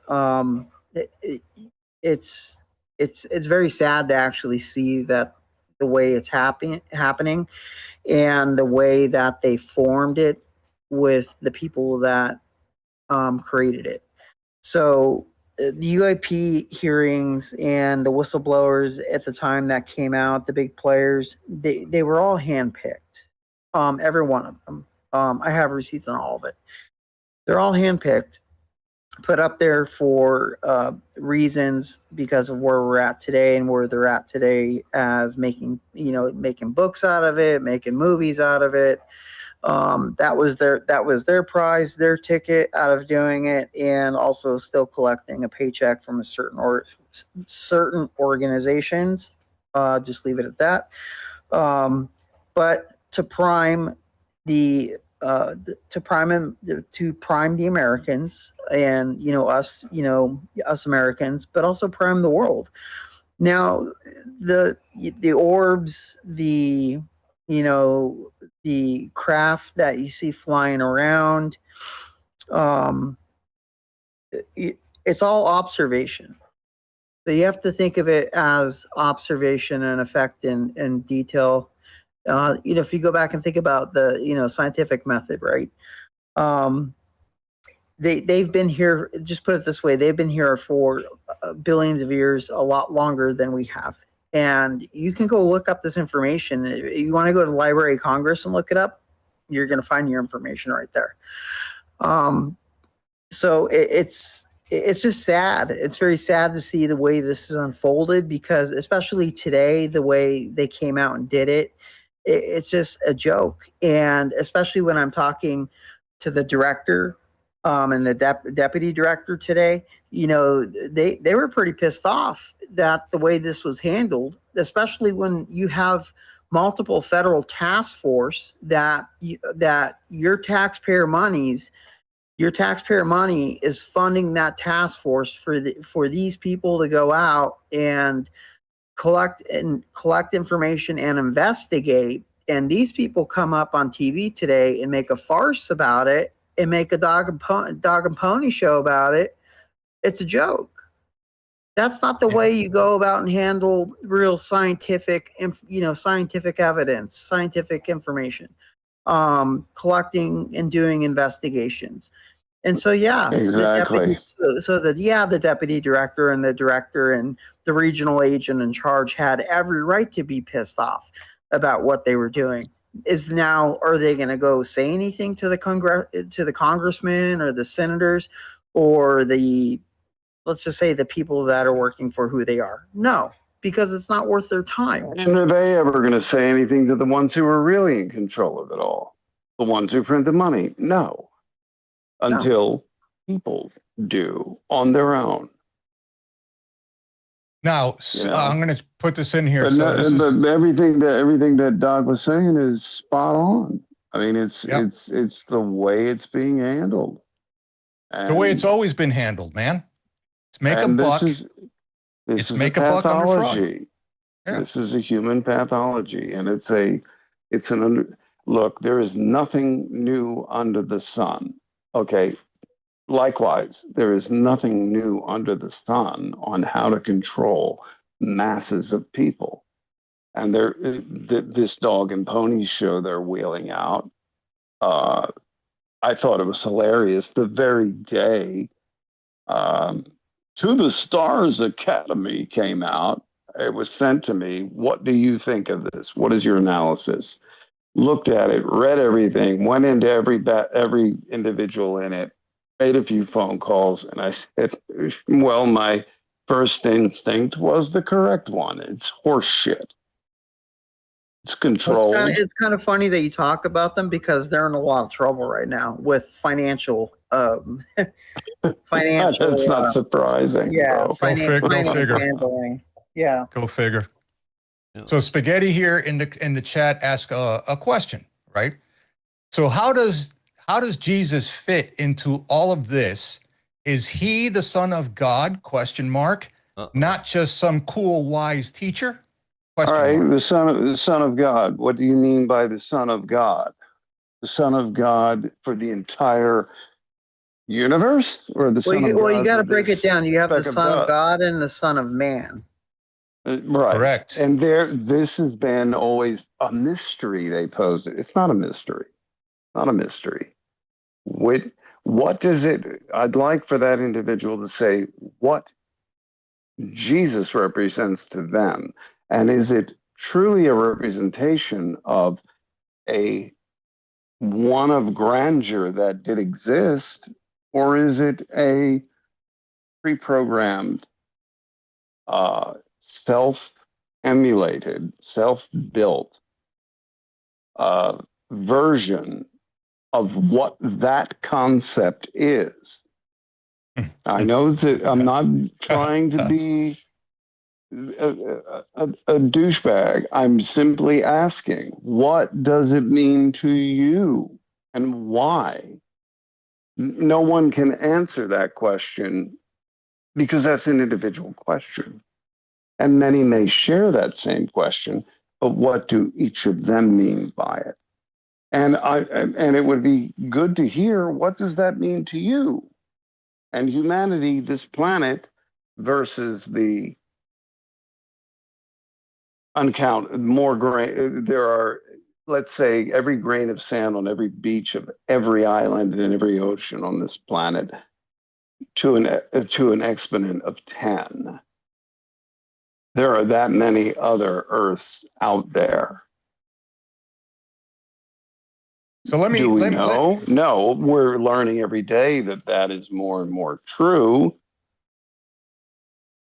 So but do we know? And were we given everything? No, I'm sorry, bro. I just have to leave it at. Were we given everything? No, we were not given everything. So how can we? That comes down to that. I'm sorry. Let me break it down to you like this. Okay. Have you? And this is for Spaghetti. And I'm not picking on you, Spaghetti girl. I'm not, seriously. But it's a question. Okay. Have you ever seen God? Has God ever been drawn on canvas? Pictures illustrated, like Jesus, like the cloth they buried him in, that left his impression on there. Has anybody seen God?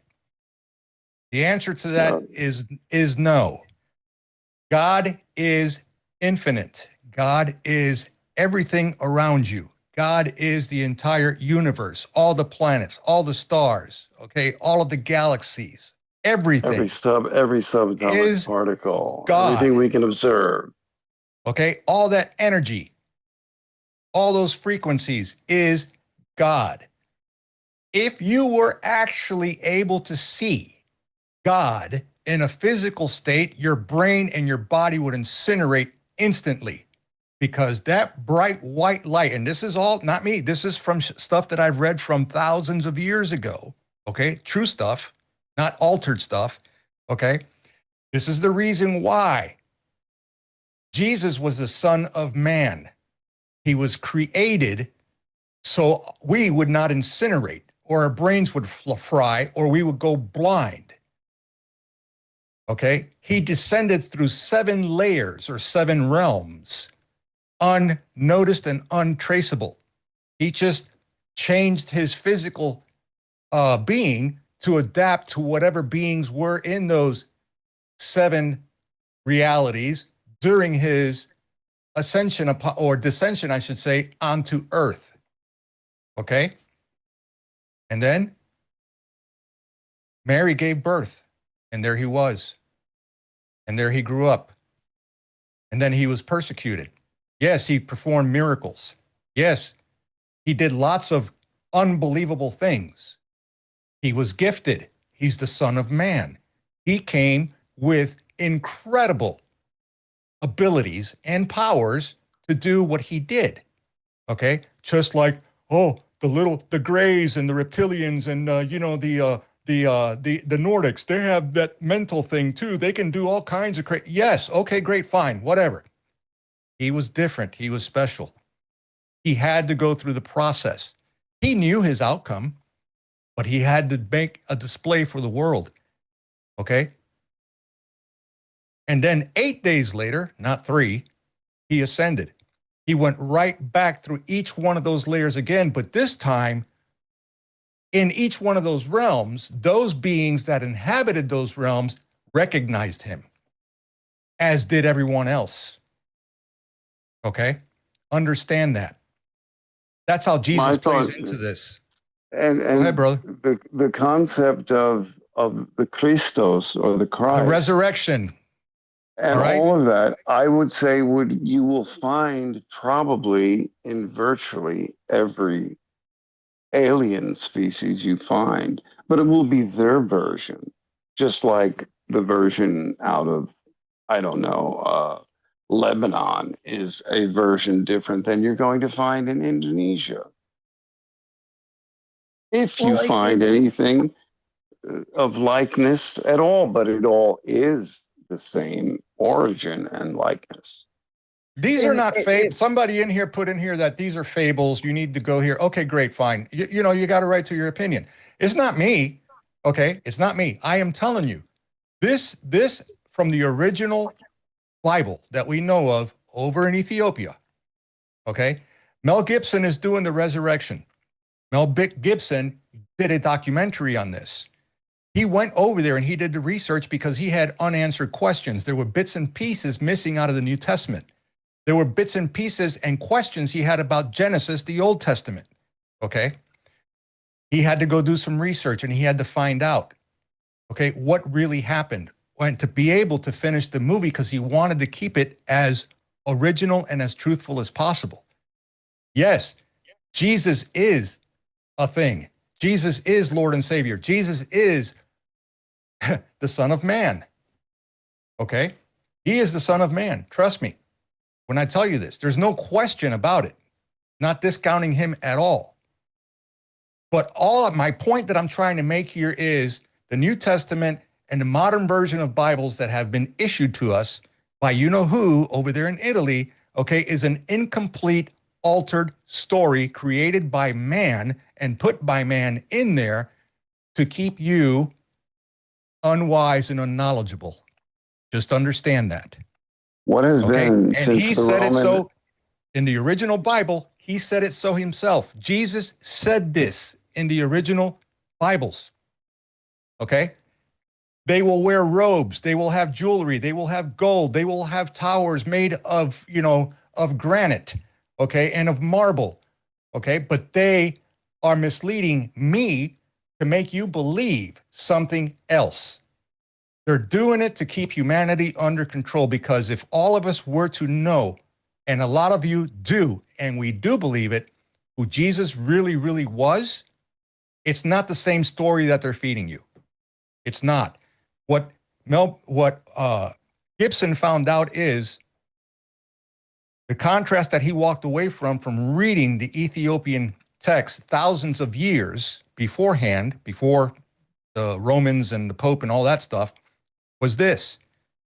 In the new version of today, there's lots of sorrow, there's lots of grieving, there's lots of this and that.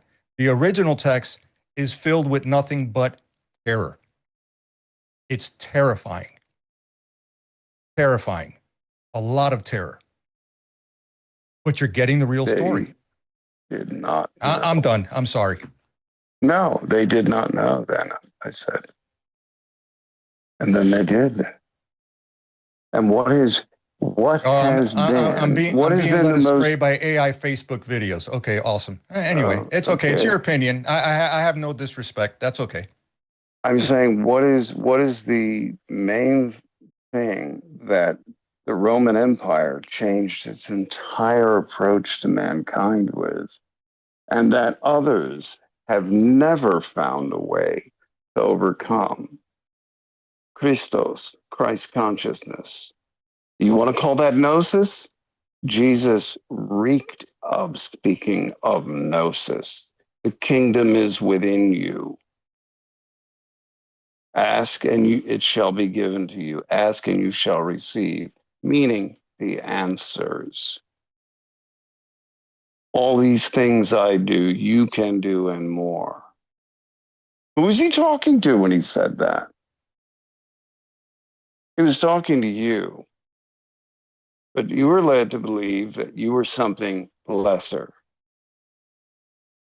When he was saying, you are my Father's children. And this is being done to you. And I know what they're going to do to me and what they've done to others who came in other names and other places and other times. They did the same thing too. And they've done the same thing up to including recently, just different subject matter. That all goes back to the same source. We kill them. When the truth presents itself in a pure, unabashed form that is so overwhelming that no earthly fiction of authority can control it, it kills it. That shit's got to end also. Because that same thing can be extrapolated down into lower layers. And we've seen that recently. With a subject that if you took control of, again, those who are of a vestigial, no longer needed, worldwide structures of authority. I don't have a problem with authority. It has to be real, not fictional, earthly. I don't have a problem with the authority of the creator, because I ain't squat on a molecule on a flea's butt on the butt of an elephant when it comes to the universe, and neither is anyone else. But at the same time, you are the most precious creation, aspect of creation. And we've polluted and degraded and diluted ourselves into positions willfully to these fictional, nonsensical, vestigial appendices that need to be removed from the human body, the body of human, and done away with. Not in a violent, destructive way, but in a realization way. in a way that we walk and live through it as if we were breathing and wading through water. But you have to be willing to accept that responsibility in your own life first.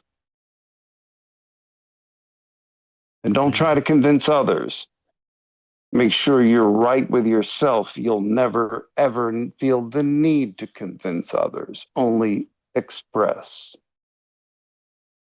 Mm-hmm. And I would just caution some of the folks in the chat. Remember, we are all on the same side. So any arguments you guys are having in there, I see some people's chats are being removed and whatnot. We are all on the same side, guys and girls. Let's not argue over religion. Yeah. And this video that I had because that's here, exactly what we're arguing over: religion and concepts, ideologies, which are self-limiting by their nature. Again, we're all part of the same whole, and it goes back to the same source. What Armando was saying with the Ethiopian text and the ancient texts and the cuneiform tablets that are being now decoded through AI, all of it. Apocalypse, basically means to come to know. And revelation means to reveal. Reveal what?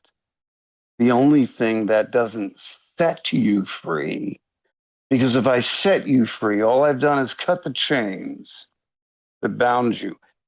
Makes you free, meaning I don't have to say or do anything. Those chains disappear from you. I don't even have to be there. It's up to you. Truth shall make you free, not set you free. Again, many translations, many agendas. Go to the original, go to the epistemological beginnings of the intent of these concepts of God, of Christ, of all of it. And you come to a realization or a knowledge or gnosis, whether you like that word or not, whether you've been polluted against that word or not, really find out what it means. It means to know.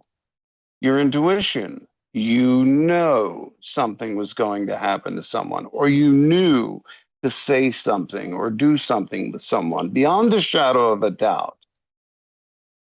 And you trusted it because you knew it was of God. That is a gnosis of being.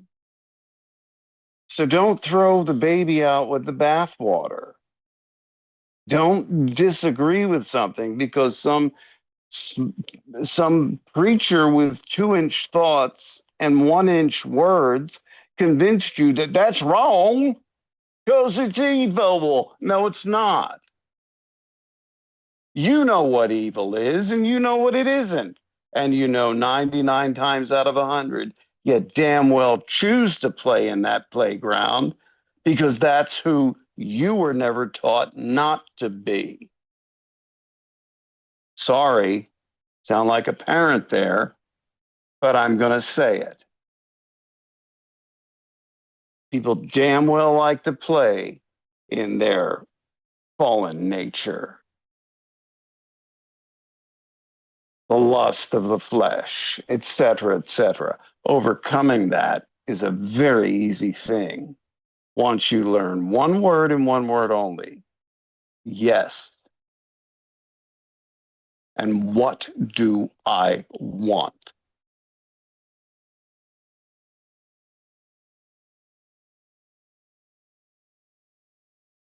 alrighty. This video that I was playing in the background, Ghost is getting a visit from his wife right now. I was playing this in the background. How did you know that? I'm psychic, dude. This kid, and I'm not going to play the I whole got thing. no cameras on. You got a camera on? Oh, no. How many fingers are you holding up? 2? 3? Oh. 3? 1, 2? One. He's holding up one middle finger. See? One. I know.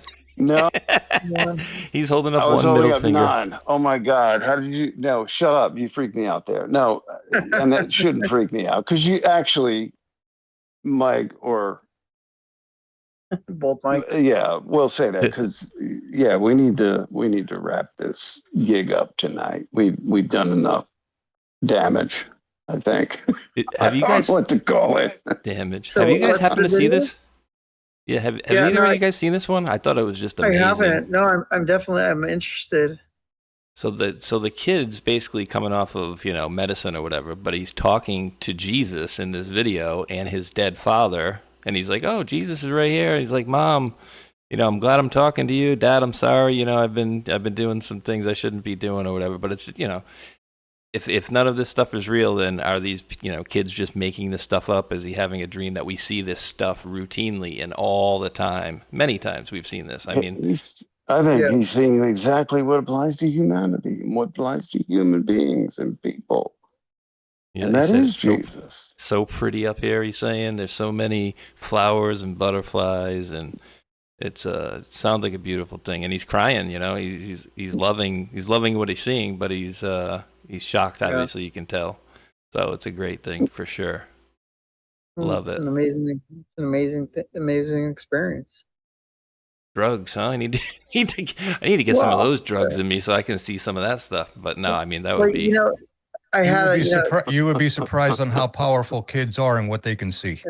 Right? Well, just to wrap it up here, on Friday I'll talk. I had a near-death experience in 2018, and I was clinically dead for 7 minutes, and it was the most profound, life-changing event that I've ever had in life.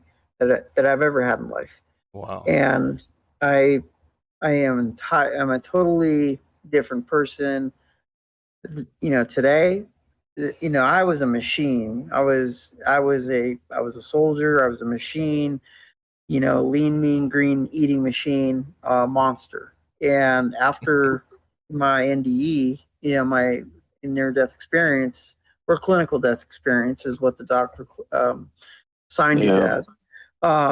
It changed my life. And Same here. And I'd be happy to share about that because it's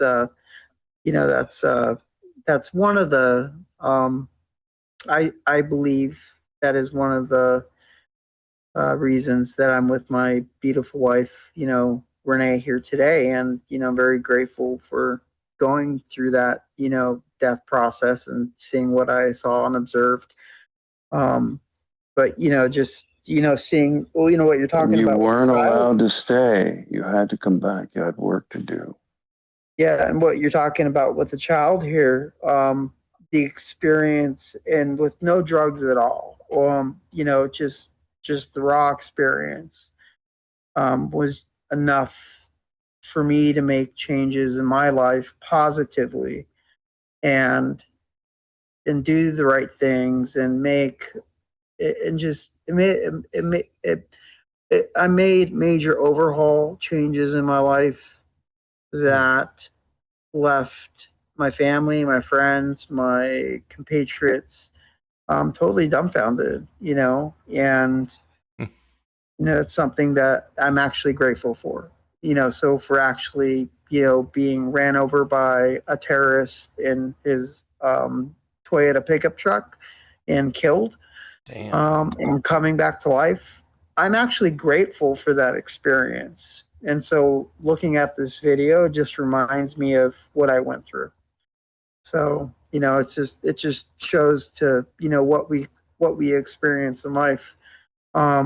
Things can happen in an instant, and it could change your life, for the better. Why don't we go into that next show, guys? Why don't we do that? Because I have the same thing, and I have a feeling it would be very similar to what because it was with me, very similar to what many have experienced and been told.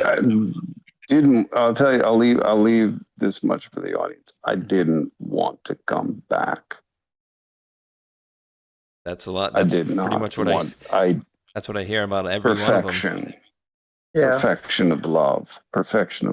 Like there's no human description. There's no movie or book that will ever encapsulate or capture that. That is what I'm saying when I'm saying what goes on within the internals of every individual, and they're working through the darkness that they have been led to since birth, and working through those muscles and exercising them and getting rid of them. This is what they don't want you to know, that you have all the power. And it's not power in the earthly sense. So it means nothing. The earthly power you laugh at. You laugh at the Jeff Bezoses of this world who sit there and they conduct themselves in such a way, physically, and even the way they make everything they do, from the expressions on their face and the thoughts they think, are calculated. These are actually, there was something given to me as a child. The lower you are, the higher you are. The higher you are, the lower you are. It's an equation, in a sense, a verbal equation, and it makes total sense.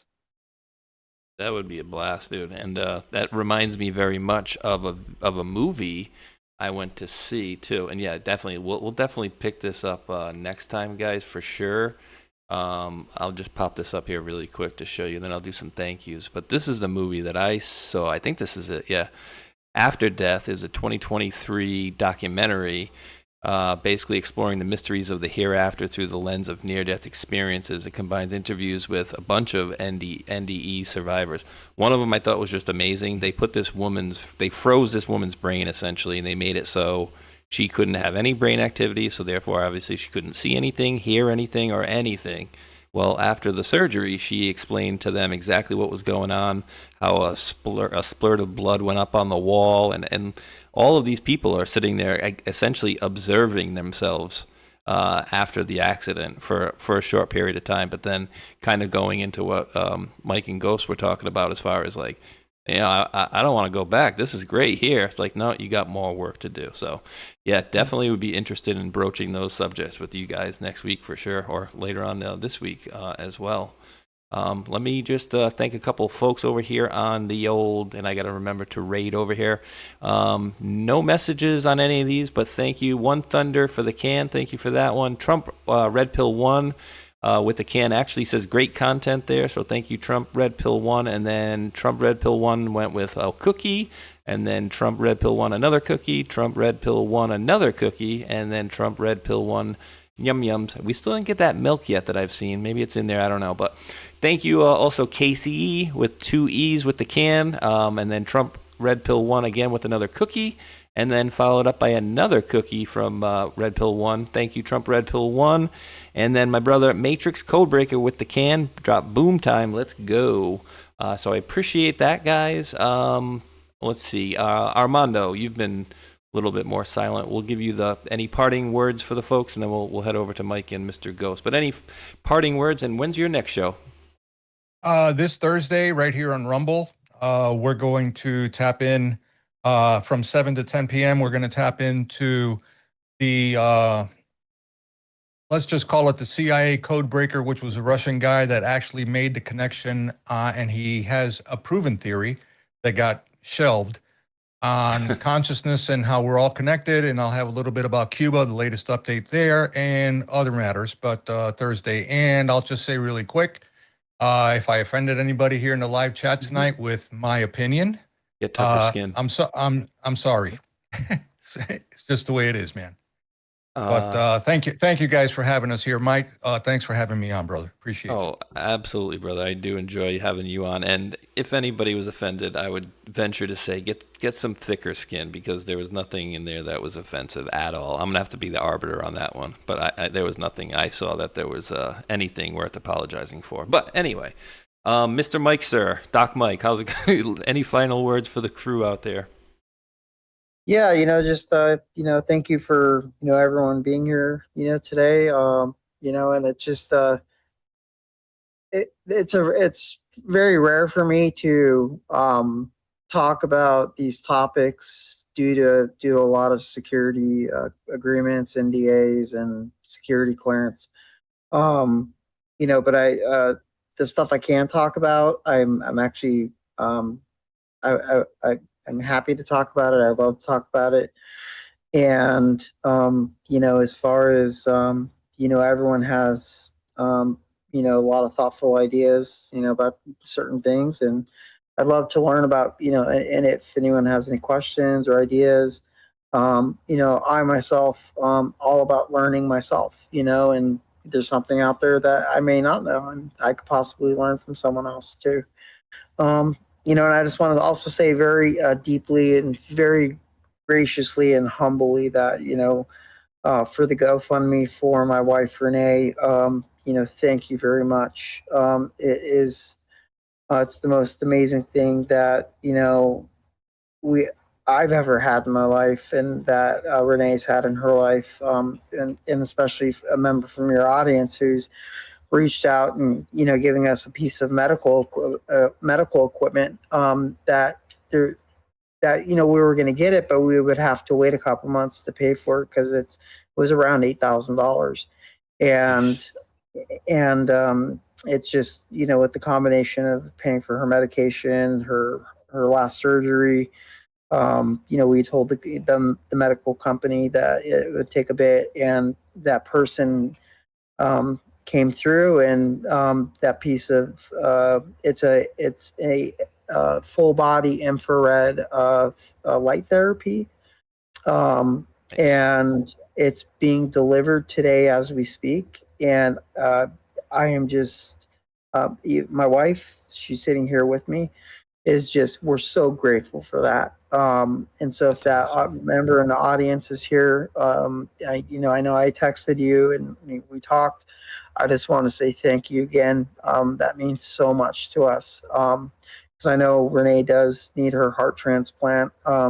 And we are, we're doing everything we can to keep her life going, not just 2 or 4 years that the doctor said, but to give her a full life. And it was so deeply, and thank you so much. And if there's anything that that person needs in return, don't hesitate to ask. I'm definitely in service for that.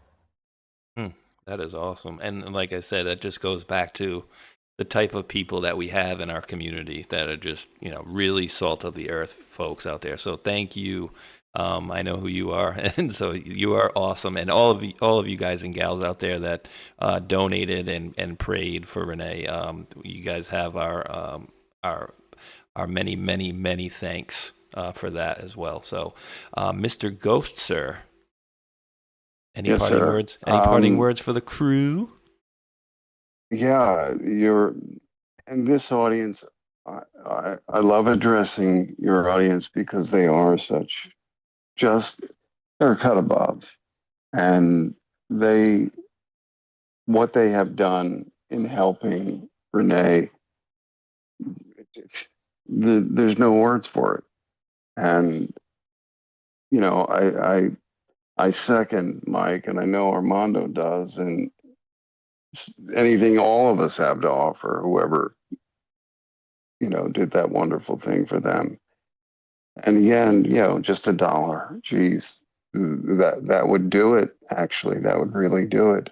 And just thank you for that. And no, my intent was not to ever offend anyone, but if you're not being offended, you're not alive. And all of us figure that out every day, I'm sure. And again, thank you to this audience for tolerating me. My buddies, I know it's easier to tolerate, probably, but sometimes I'll take it to a limit. I'll take it to an edge, but I'll take it beyond. And there's nothing that's going to stop me from doing that, because that to me is a service to others. And I want the same thing done to me in any given situation. So I appreciate that, and I try to give that. So all that being said, I could use a big old cold Heineken right now and chill out and get ready for bed. Well, I do appreciate all of your guys' input, and look out for Armando's video tomorrow at 7 p.m. I'll share that one out on the social medias as well. Always great information over there, so I always do enjoy having Armando, Doc, Mike, and Ghost on, so it's always a pleasure to have you fine gentlemen on here. And for you guys for tuning in, of course. And you too. You're the center of this show, brother. I just do the computer. Yeah, right. Now, I'm the you're Jamie. the center of all this. And all of these wonderful people have gathered around you over the years, and I've watched it from probably the beginning. And no, you are a gracious and amazing host, and yeah, you let us say what we say, and God bless you for that. And thank you, brother. No, I appreciate it, and I appreciate you guys coming on for sure as well. And the mods, a lot of great folks out there, very selfless helping myself and many others out there. We do appreciate you guys as well. And for you guys, I'll speak for the other three gentlemen here as well. We do appreciate each and every one of you wonderful world patriots for tuning in out there. And until that next one, thumbs up, like, and subscribe. Peace. Boom.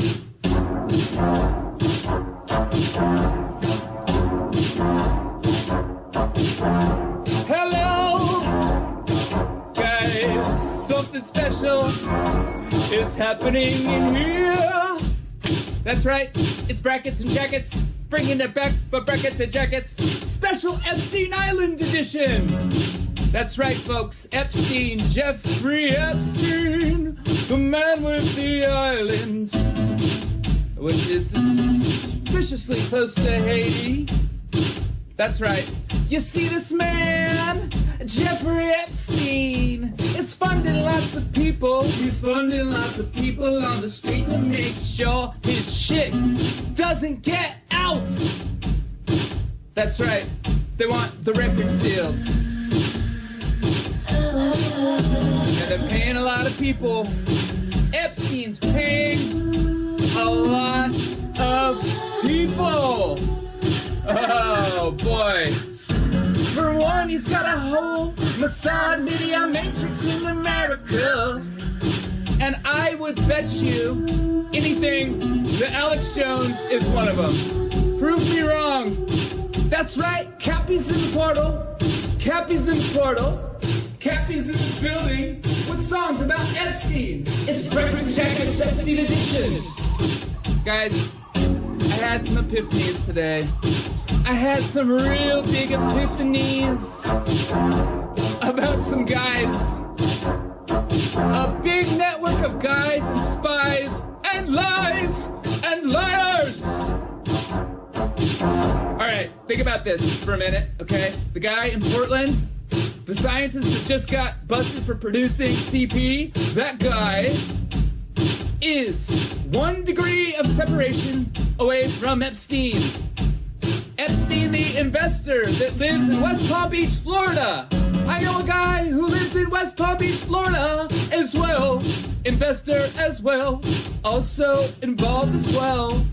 And all is not well with these guys. The Florida boys, the Glow boys, the Scott Israels of the world. You see, Epstein is Hillary Clinton.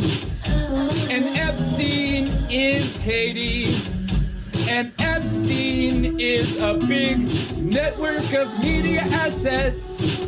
By the way, did you know that Steve Bannon was going to that guy for money? Also, Epstein is Epstein Oprah. Epstein is Chris Tucker. You remember him. Epstein is also Kevin Spacey. Epstein is also Prince Andrew. Epstein is also... Who else is Epstein? Who else is Epstein? Tell me. You guys know? Who else is Epstein? Is Epstein Big Pharma? Is Epstein Bryan Singer? Is Epstein Naomi Campbell? Yep, all of the above. All of the above. Who is Epstein? Epstein is the keystone of a whole motherfucking matrix. And once you pull it out, it all falls down. Dersh was there too. That's right, we're dropping red pills every day. Dropping red pills in the best kind of way. This is brackets and jackets for the denizens of islands.